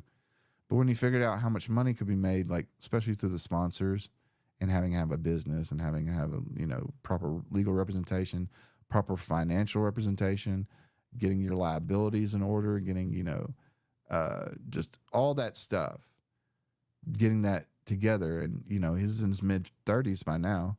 So this is the first time that he's ever done that. And he did it. And he has a successful business that makes 6 figures a year.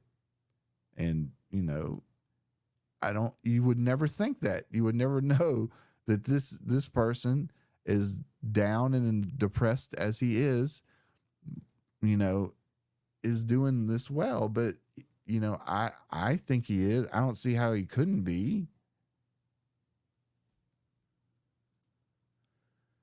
I don't want to speak for, you know, his bag or anything, but for the last few years, it's been good for him.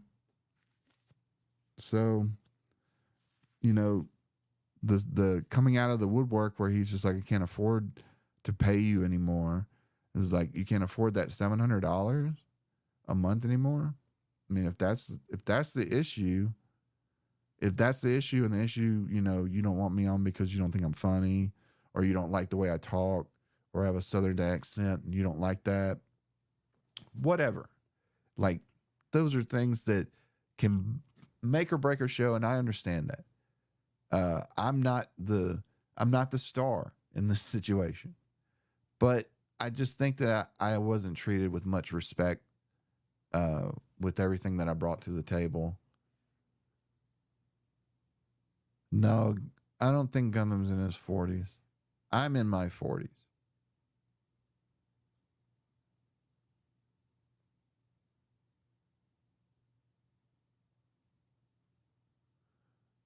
But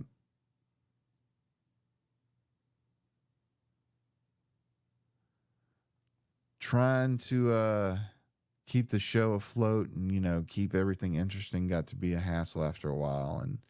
And $700 is not a lot in my world, especially given the amount of time that I put into it. And me also having to be front facing. Like, I also have to use my name and have to interact with his fans and his public. These aren't my fans. And I have to make sure that I maintain what they call brand integrity. So it's like, I can't be out there, you know, making a fool of myself while I'm representing Gundam or, you know, Dig Bag Productions. And I assumed that I would get the same respect, but no.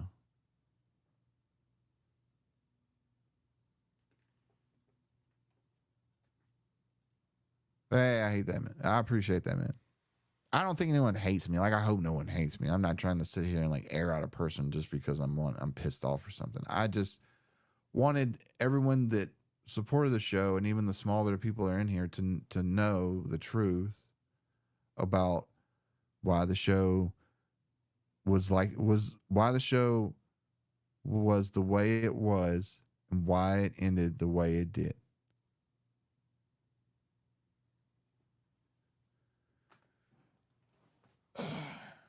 You would have to show stuff and he want to end the stream. Yeah, I mean, there was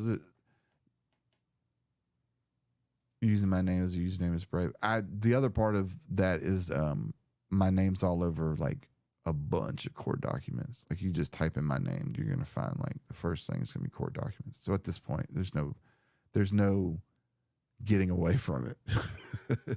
It's kind of like the same problem that like Keem has. It's like your name, but my name is not known in the YouTube sense. It's more in the legal sense. It's like, you'll pull up Pescator, you'll find like a lot of, you know, FARC. The Chiquita one is one of the bigger ones. But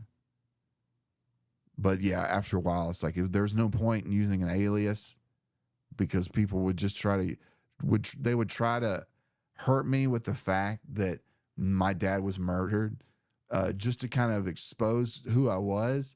So after a while, I was just like, what the fuck am I even like trying to hide? Especially when I worked at Drama Alert, I did go underneath an alias then.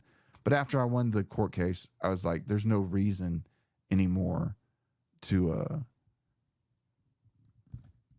not have my name out there, because it's out there now.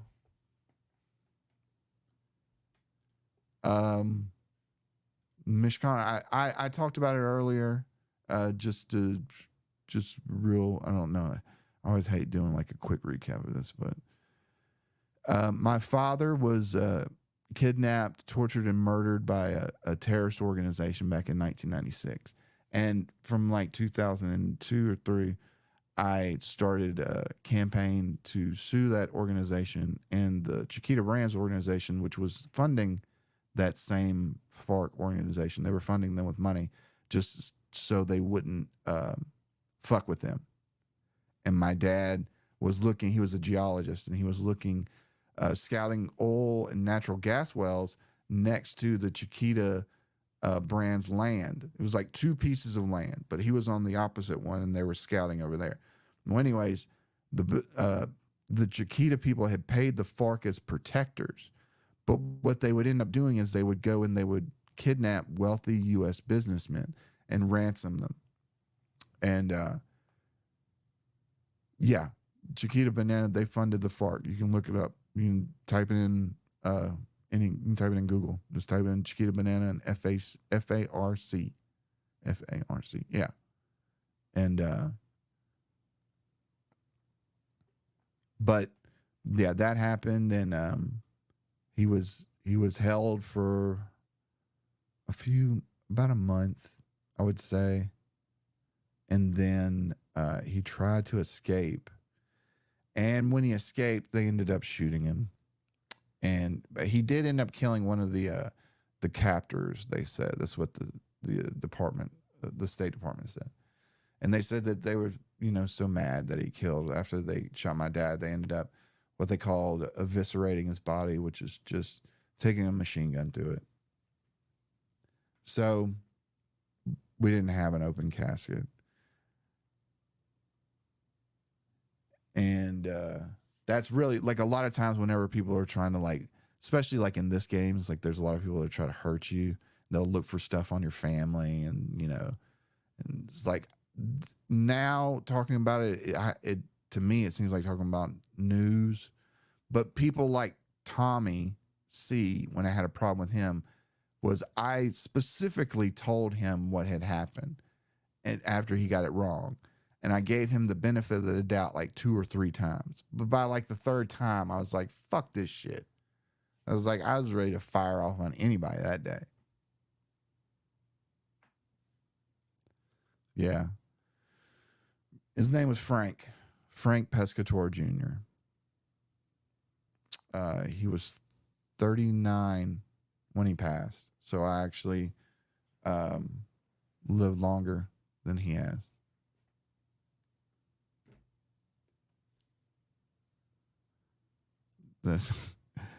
Believe me, back in the day when I was full of rage and stuff, there would be all kind of ideas in my head that would be like, what about if I get some money together and go down there and, like, get some commandos and do like the real deal Rambo thing. But the thing about it is, it's like, that was all after he was dead. When it happened, I was in high school. I was a senior in high school. I had like 5 more months to graduate. I think it was Thanksgiving of 96. And I would have graduated like 6 months later. But from that point on, after he got kidnapped, it was just like news media at the school. They would hide in the bushes. And I would, when I would leave, I would park my car up at the very top parking lot, like for the freshmen and stuff, the farthest away, because I knew they were scoping me out.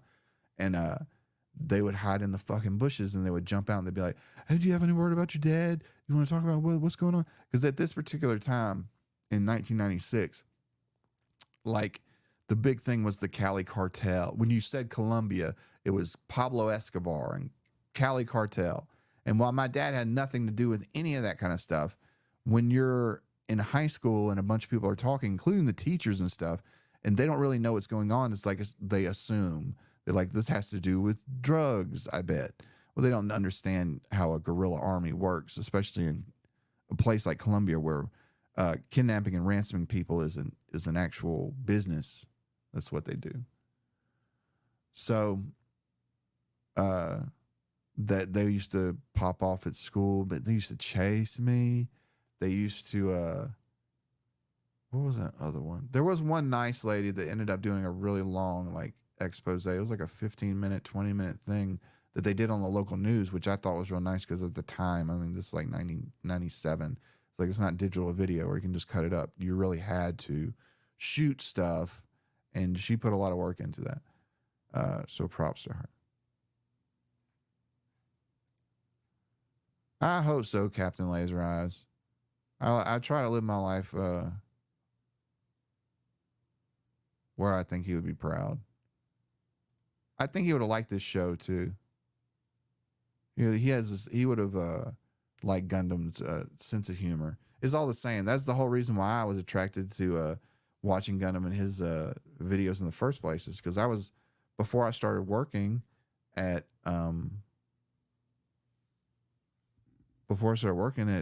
Dig Bag Productions, I was a fan, and I would just write a message. Oh, that's a good video, man. Whatever, keep it up. Oh, y'all want to know if there's a Frank Burns? You want to know if there was a news clipping? I'll check my Robert. I'll check it here in just a second. Let me think. Was there? It's been such a long time. I don't know if there's a news clipping from that doesn't include the lawsuit.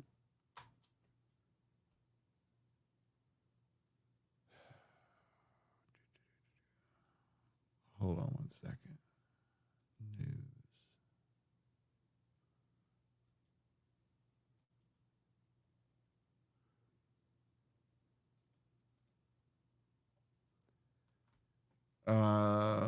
Okay. I did find the courthouse news. This was when we filed on Chiquita, because in 2007 they came out and said that they were funding terrorists. The reason why they had to do that was because their head of counsel was eventually became Barack Obama's head of the DOJ, or no, the Attorney General. He became the Attorney General, and I'll think of his name here in a minute. Barack Obama's attorney, Eric Brown. He worked for Chiquita, and he knew that they were paying the terrorists underneath the table. Even after they went to the FBI and the FBI said stop paying them, they continue to pay them. And says Chiquita Brands International admits it paid off the FARC terrorists to buy protection for its banana plantations in Colombia, thereby aiding and abetting FARC guerrillas who murdered geologist Frank Pescatore Jr. just after Christmas in 1996. Pescatore family claims federal court. This was how much they paid. They paid him from $100,000 to $200,000 a year, plus another 10%. The family claims that to try to extract ransom for Pescatore, who had already been killed. They also tried to do that too. They killed him, and after they eviscerated his corpse, they filled him with hay and other material and lye, so it would stop the decomposition process. And they propped him up like a mannequin, and they took a picture of it, but he had his eyes. There was a bandana around his eyes, and you could tell in the picture that he was dead, even without seeing the eyes. But I thought that was really fucked up of them, because after that didn't happen for him, they just see, when the family refused to ransom him, they dumped his long dead body in the jungle. Then afterwards, we fast forward a few years. The FARC commander, we were able to capture him in Ecuador in 2004, the United States.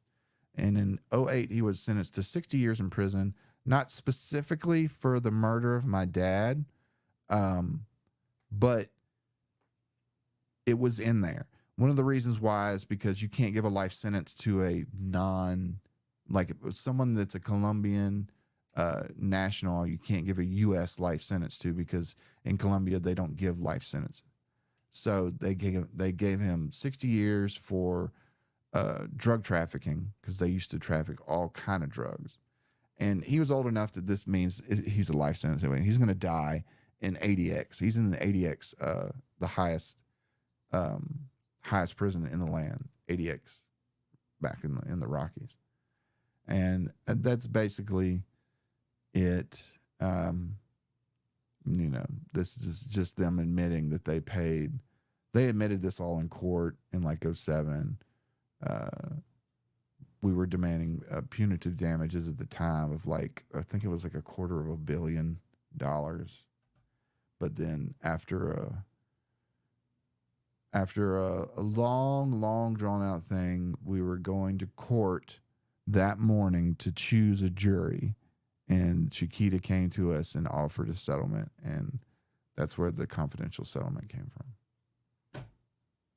So, just my backstory.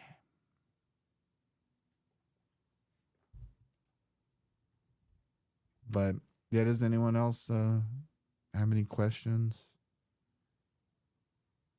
or want to talk about an issue that I mean, if there's something bothering y'all, I'm here to listen. I don't have nowhere to go. I was supposed to be doing a show today anyway. I wish I had already set up. The way I was going to set up my show is I'm going to have the ability to people call in. That was the one thing that I wanted for quality content, was a call in or like voice messages, but we never got that far. Tell you more about Anus. There isn't really much more to tell. I don't really know much about her, except the you know, just the interactions that I had with her, which were pleasant in the beginning, and then that's right, she took offense to a joke that I had made on the stream. It was either on the stream or it was on Twitter, but it was just it wasn't anything like very edgy. I think it was about those the trans, oh God, the trans Down syndrome people, that for World Down Syndrome Day. It's like I got kind of thrown underneath the bus for that one, because I actually said, hey, do you want to put this on the show? And Gundam was fine with it. He didn't give it a shit. So when I played it, it's like not many people liked it. It's like, okay, well, there's not everyone's a hit. But all of a sudden, like, Anus comes out of the woods. She's like, how fucking dare you make fun of all these autistic people? I said, I'm not making fun of them. I said in the message as you're reading, it says, she has camera presence, because she looked like a star. Like she had a real good face for it. I wasn't making fun of her. I was like, she looks good on camera. And then she realized that she had taken it the wrong way. But instead of saying, oh, my bad, I misunderstood, she just got more and more angry. And she would be like, you're a fucking fraud. All you are is a gopher. I don't know why Gundam keeps you around. And this was like the day after she got done telling me, oh yeah, I've been working with Gundam for free now for a while, and I was hoping that he would start paying me pretty soon, but he's a man and he couldn't take the hint that I want, reading her mind. She want to get paid. Like, she's giving free artwork, but she's like, eventually he'll pay me. This is her thinking. Eventually she'll pay me, or he'll pay me, if I stick around long enough and I give free artwork, And then she did the store, and then the store issue came around where, she wanted more from the store. So in order to placate her, Gundam just ended up giving her all the store. And, from that point on, it was just like, then she wanted my 20%, and she would bring it up too, like out of nowhere. She sent me a message that said, I don't want to show the messages, to tell the truth, so you're just gonna have to take my word for it.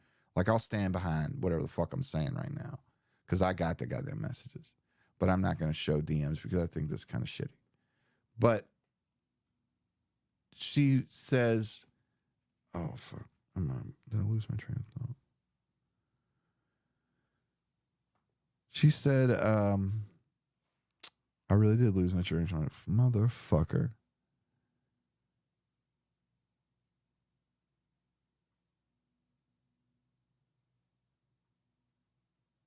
Yeah, she said she didn't want to be a part of the show. That's right. She didn't want to be a part of the show anymore. She didn't want to do any artwork. Don't ask her to do any um, thumbnails. Don't ask her to, mod, do anything. But she would still show up in the chat, and I would still be nice enough, and be business minded enough to shout out her store every time. And every time I would, she would make a little bit of money because she's selling $4 stickers. So, even with her telling me that I'm a fucking piece of shit and that I should go, bubble myself, and I don't know why Gundam keeps you around and all this and that and the other. Gundam's not, he's not sticking up for me at all. He's basically just saying, yeah, that's how she is. You just got to deal with it, and I'm sitting there telling him, I'm like, this is creating a problem. She keeps saying that she should have had the producer job. And I honestly told her, I said, if you have an idea for a show, please put it on. You could take it Wednesday, just like they did with Zill that day. It's like you could take it and do the idea. But up until this point, all she's saying is, I want his job. She's not bringing anything to it except, I want that. Give me that. I want that. That's mine. You should have given me this. I didn't ask for it and I didn't work for it, but you should have given it to me. And I guess this went on for long enough that Gundam was, at the same time, he's like, well, I got to get rid of Josh because he owns 20% of the show. So, can't be paying him anymore because we need to pay either Anus or I don't know how the math is going to work, because we average $1,500 a show, and let's just say that him and Kirsch and Anus make $3,000 a show. That's $12,000 minus a third, 30% would make it $8,000. Divide that by 2, and then take off 10% each for the producer. You're still at the same exact amount that he gets for doing the 4 shows that we do a month at 80%. But yet he doesn't have to try to hit 3,000 every time. You only have to hit 1,500. So he has to double the money just to stay the same money. So anything over $12,000 would be plus territory, I guess. It's really hard because you don't know the memberships and stuff, but I would think that Kirsche would, have someone write up a contract and do all that kind of stuff for the membership, for the AdSense, what channel it's going to be on. Or Cecil. I don't know if when Gundam had said, I didn't inquire a lot about what the structure was because he was really all over the place and it just really wasn't good. But I did wonder if the producers would be getting paid, because he was talking about having guest producers, which is kind of weird because I thought the producer had to know like the layout of the show. You just couldn't have like someone off the street come in and produce and not know, just where everything's at. They could learn, but I've never heard of a guest producer. But I think what he means by guest producer is just like unpaid. So, that way him and Kirsche can split everything 50-50, and hopefully, he's making more than he made doing quality content. I guess we can come back in December and look at Playboard again to see what the numbers are. I honestly wish them well. I hope all, whatever show they do is, great. Hope they beat FNT finally and he can get that monkey off his back and know that he's worthy. Because sometimes I just think he values the wrong thing in this game. Like these arbitrary numbers and stuff, like, hitting 1 million, what does that do now? It gives you a little plaque, but it's the views The views are what pays the bills. And, you know, he's been at about 3 million views now for the last few years. That hasn't changed. So, you know, him adding the editors was supposed to give him more time, you know. Me, I was supposed to help out doing all this stuff, and it just seems like in the very end, you know, it's ended up being like every other YouTuber that I've kind of met. It's like when it comes down to it, if they're running low on money, or, you know, they don't want to pay you for a job they think they can do themselves now that you've taught them how to do, or they've learned from you. Now they just want to do it themselves and kind of box you out. It's the same way like when, you know,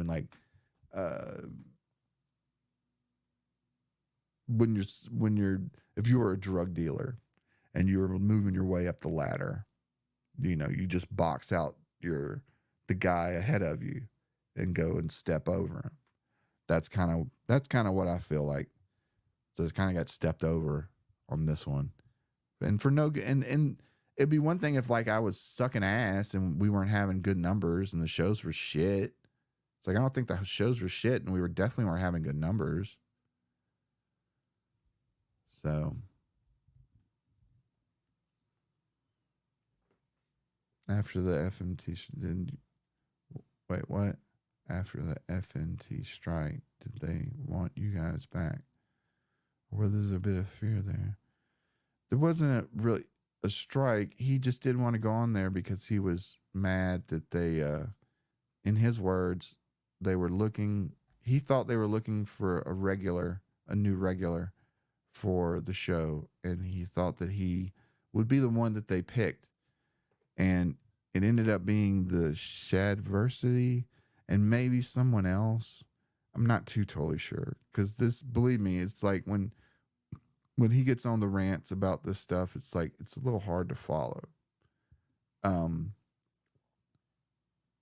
Because he would say like, I want it popping off like FMT. And I was like, you know, these are the numbers, you know, they promo their show a lot and they're online a lot. It's like, you've never not once mentioned it in any of your videos. And you've never mentioned the live show in any video. Like, does anyone watch the Gundam video and you've ever heard like, hey, I got a live show that comes on at Wednesday at 5:00. Y'all be there. Has anyone ever heard that on a video? Has anyone ever seen a tweet that said that? Or did y'all just show up because it popped up all of a sudden and said like, you know, the show's here, bing, you know, like 10 minutes before we go.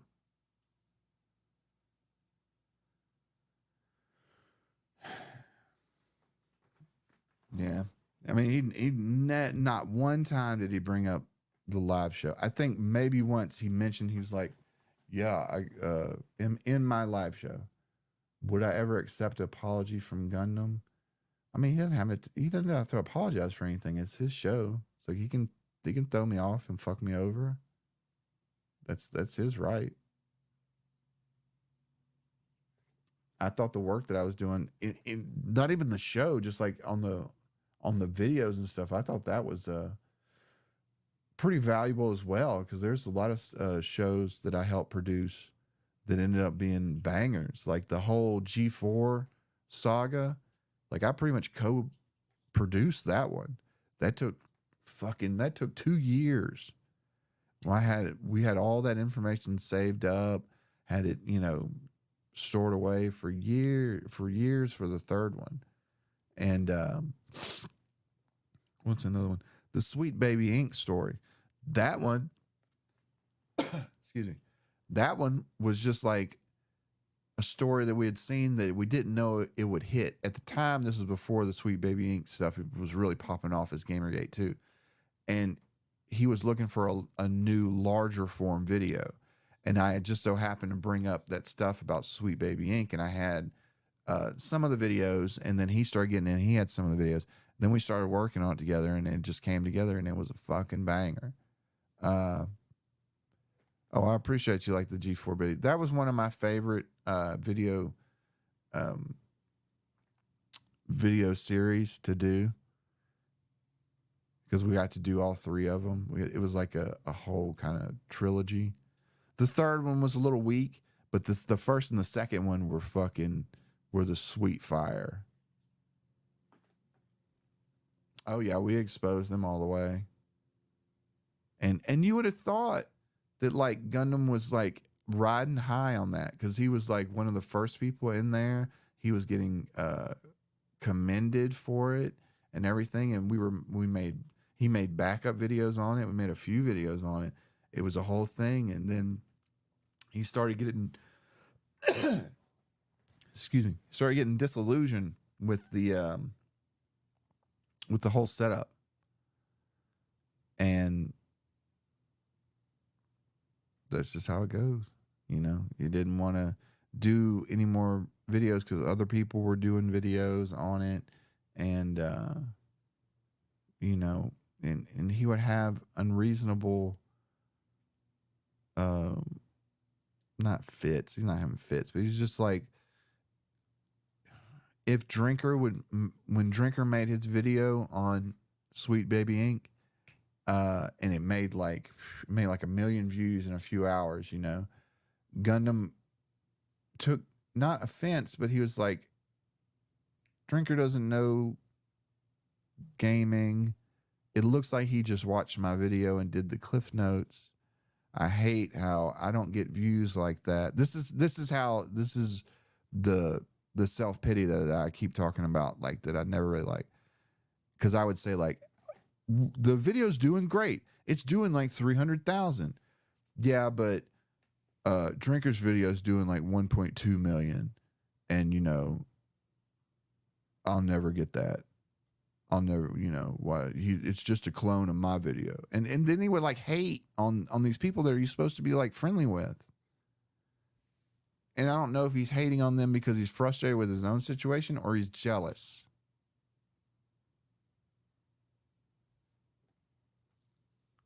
And that's one of the things that I talked to him about a few weeks ago when we had the talk on the phone. I was like, I don't like the talk that you're just all depressive all the time. Everything is something's going wrong all the time. Nothing is going right. Nothing works. You're not getting your due. You're not getting your, you know, your props. In the meantime, you're fucking cashing checks all over the place. We got a live stream that's really going places, I thought.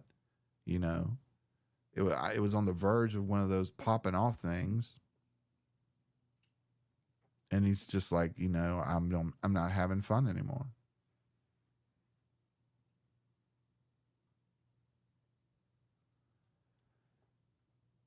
So, yeah, I'm probably going to have to wrap this up. I know everyone doesn't want to hear me talk bitch about this all night. It's the vitamins, man. I do hope that he kind of calms down on the substance abuse. I'll be the last person to say that, you know, be high and mighty when it comes to substance abuse. But I never got so blitzed on the show that I couldn't do my job.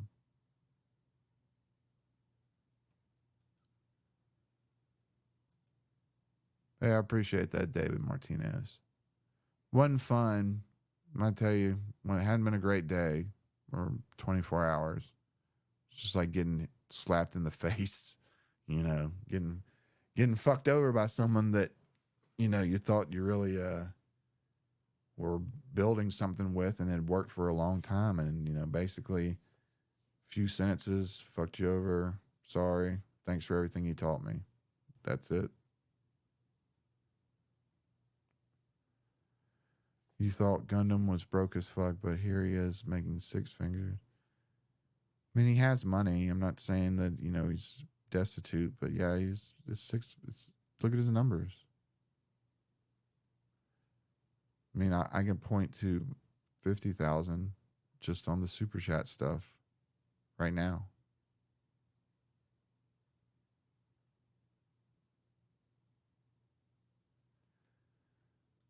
Appreciate that, Ivana. Maybe people could come by and hang out with me. Maybe I can start getting my own thing done. That's one of the reasons why I said that I was going to have after shows was because there was so much information left over. Gundam just wanted to get off so quickly. And there was lots of other stuff we could have done. There was many times we could have stayed on a few hours longer or something.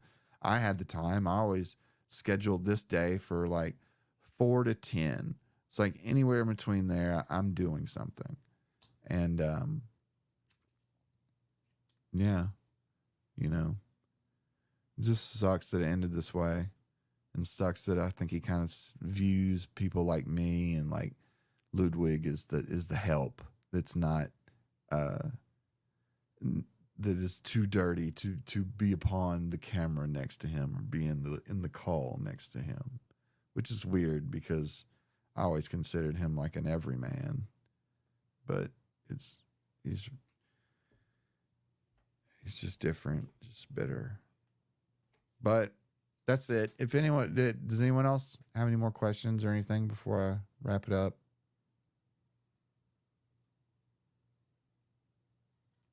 Nasty Nate Gaming, that's more than I make in a year, and I feel like I live well. You think he was almost homeless? Nebraska. I mean, that was the whole thing behind like the Get Out of New York fund. Even though it's not like technically a fund to get out of New York, I thought that would be something that kind of like would spur him on to not even if he had to go buy a house, like he'd just like move away. If that house is making you so depressed and everything is falling apart, like he's telling me all the time, it's like, why don't you just move away? You know? But he's got problems, health problems. So I don't want to pile on a lot. I do think he needs to talk to his audience about it, though. I think that they deserve to know what's been going on because, you know, if no one would really know that quality content was canceled because you have to see it either on his community post or my tweet. Other than that, you would not know just because he didn't care enough to send it out. So when am I going to stream next? What's tomorrow? I'll tell you what, I'll stream tomorrow at 4:00. I'll stream at 4:00 for the next few days in a row to see if people actually end up coming by and hanging out. And then I can do stuff besides talk about Gundam and anus.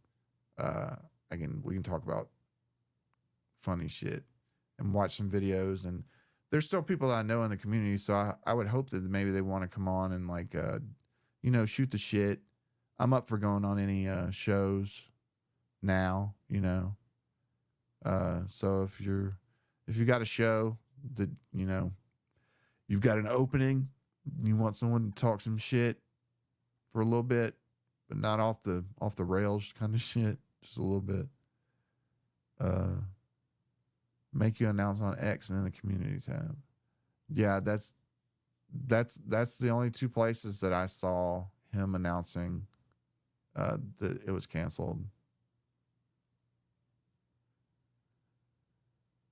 But make fun of desperate. That was going to be the show. I had so many great like jokes and bullshit because I was in the Keemstar Twitter space the night before Doc made his big announcement. So I'm in there and I'm talking about exactly what happened. Like, why would Doc give a fuck about an NDA when it was the ex-Twitch employee that put him out on blast? I was like, by this time, it's like the NDA is useless. So as soon as, you know, the next day come around, it's like, that's exactly what happened. That was a fun space. I was in there. I think Jeremy was in there, the quartering, Myron from Fresh and Fit. Just that. Just real quick, that was the other thing that kind of gave me a little bit of a weird thing about working with Gundam. It was like, there are a lot of creators in this space. I know a lot from all different kind of walks of life, right? Some of them it's got big channels, some of them's got small channels, some of them are really big, some of them used to be big. But for Gundam, like when we were trying to decide on what kind of guests we have on, for one, he was like, I only want people that are over 100,000 or bring subs to me. Like he wants to get something out of the deal. And I was trying to explain to him, I'm like, a lot of the people that we talk to are up and coming. They're the ones that, you know, are ones we need to talk to, like Kirsha and Kyle. It's like they're under 100,000, but they have a fervent following, and they are great on stream. These are the kind of people that go, you know, that we need on there. So I remember having to kind of talk. I think, did I have to talk a little bit to get Kirsha on? No, I don't think I had to do that far, because she was just a good guest. But there was other guests that I was going to go to that Gundam didn't want because he had individual beefs with him.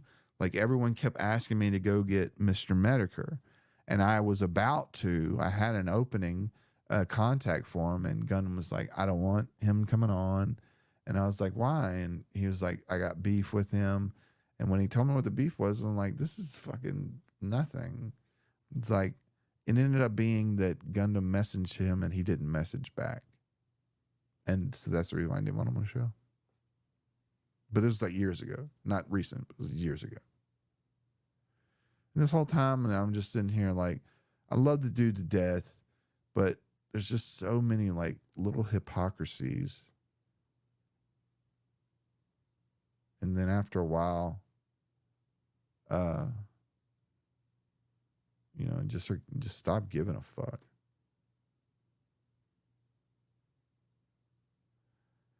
I would try to get diesel patches. I tried, but that would have been Gundam's. I think he knows Diesel.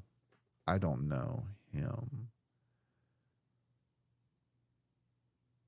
Yeah, and our main thing is Twitch. But that's the thing. It's like when you're working with Gundams, he doesn't care about YouTube or really like learning about the analytics or who's who and who's upcoming and stuff like that, or what the gossip is. It's like he's not interested in any of that. He doesn't care about it. You know, even stuff like Camelot.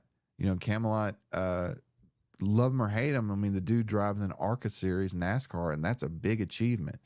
When he came to Florida, he was down here in Pensacola. It's like, I forgot to go see him because I thought it was the next day.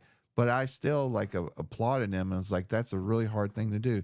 He invited Gundam to the pits during a race, and Gundam just totally like just stood him up. He's like, nah, I don't want to do that. I don't like that shit.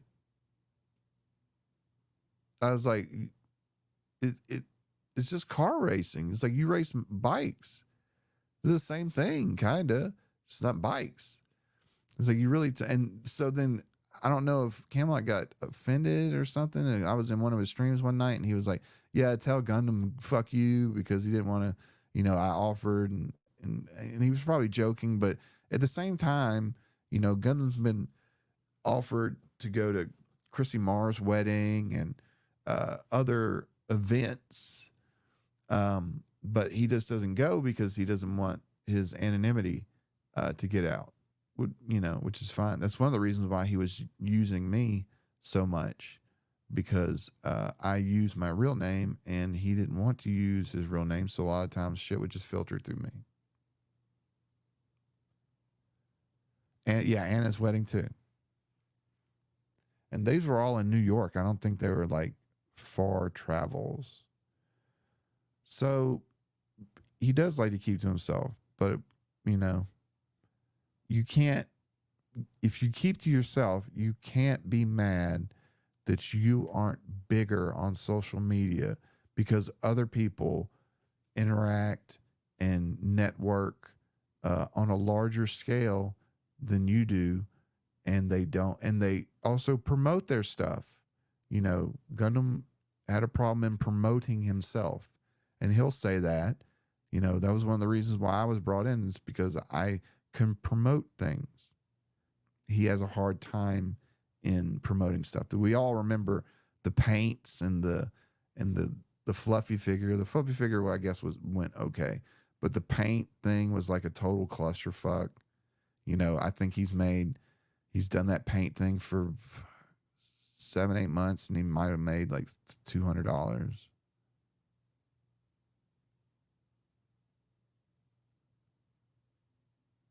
Yeah, Gary and Drinker are tremendous in networking. Going to those, you know, events like in Las Vegas, you know, these are the things that I don't think Gundam realize happens on the back end. I think he just sees the YouTube videos and assumes that's where they get all their views and all their juice from. When I think it's a lot like in the case of Drinker, he's an author. When he came on the show, I wanted to ask about his books and, you know, kind of like what him as an author, not as a YouTuber. That's what I want to ask. But Gundam made fun of the questions, saying like, oh, these are Hollywood questions. You're just asking, you know, where did you get the inspiration for your movie and stuff like that? These are stupid. And I was like, well, you asked me to make a bio of Drinker, who you know, and I just put, you know, conversation starters at the bottom. But of course, you know, he had to fucking shit on it.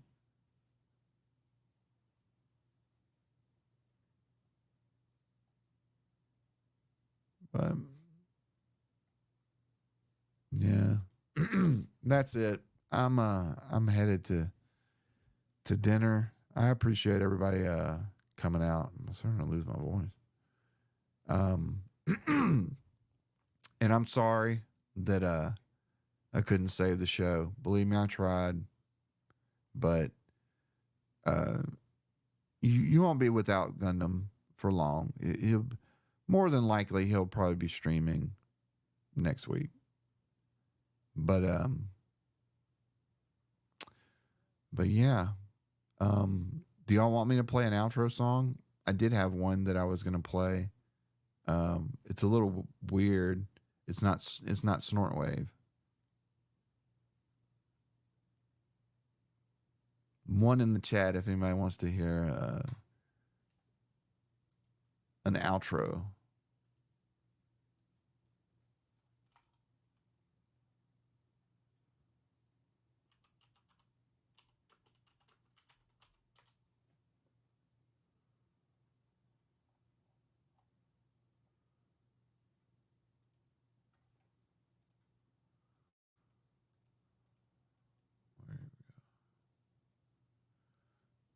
Okay.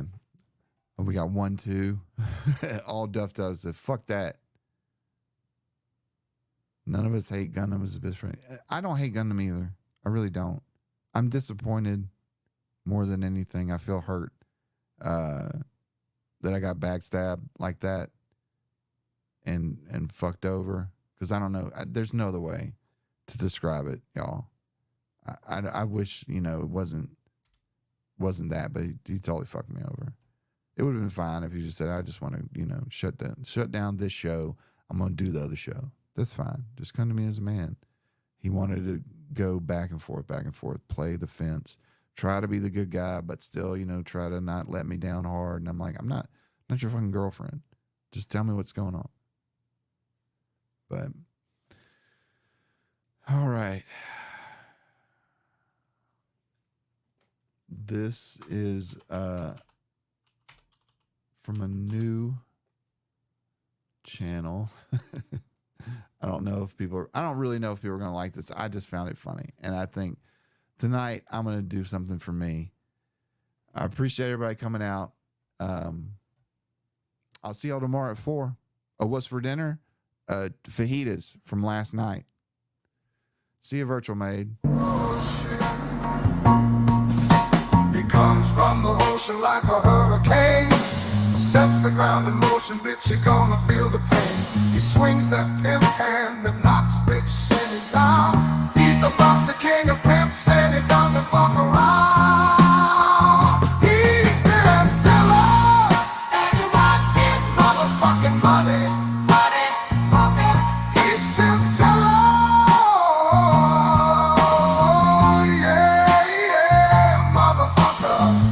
Wall Street was a greedy bitch.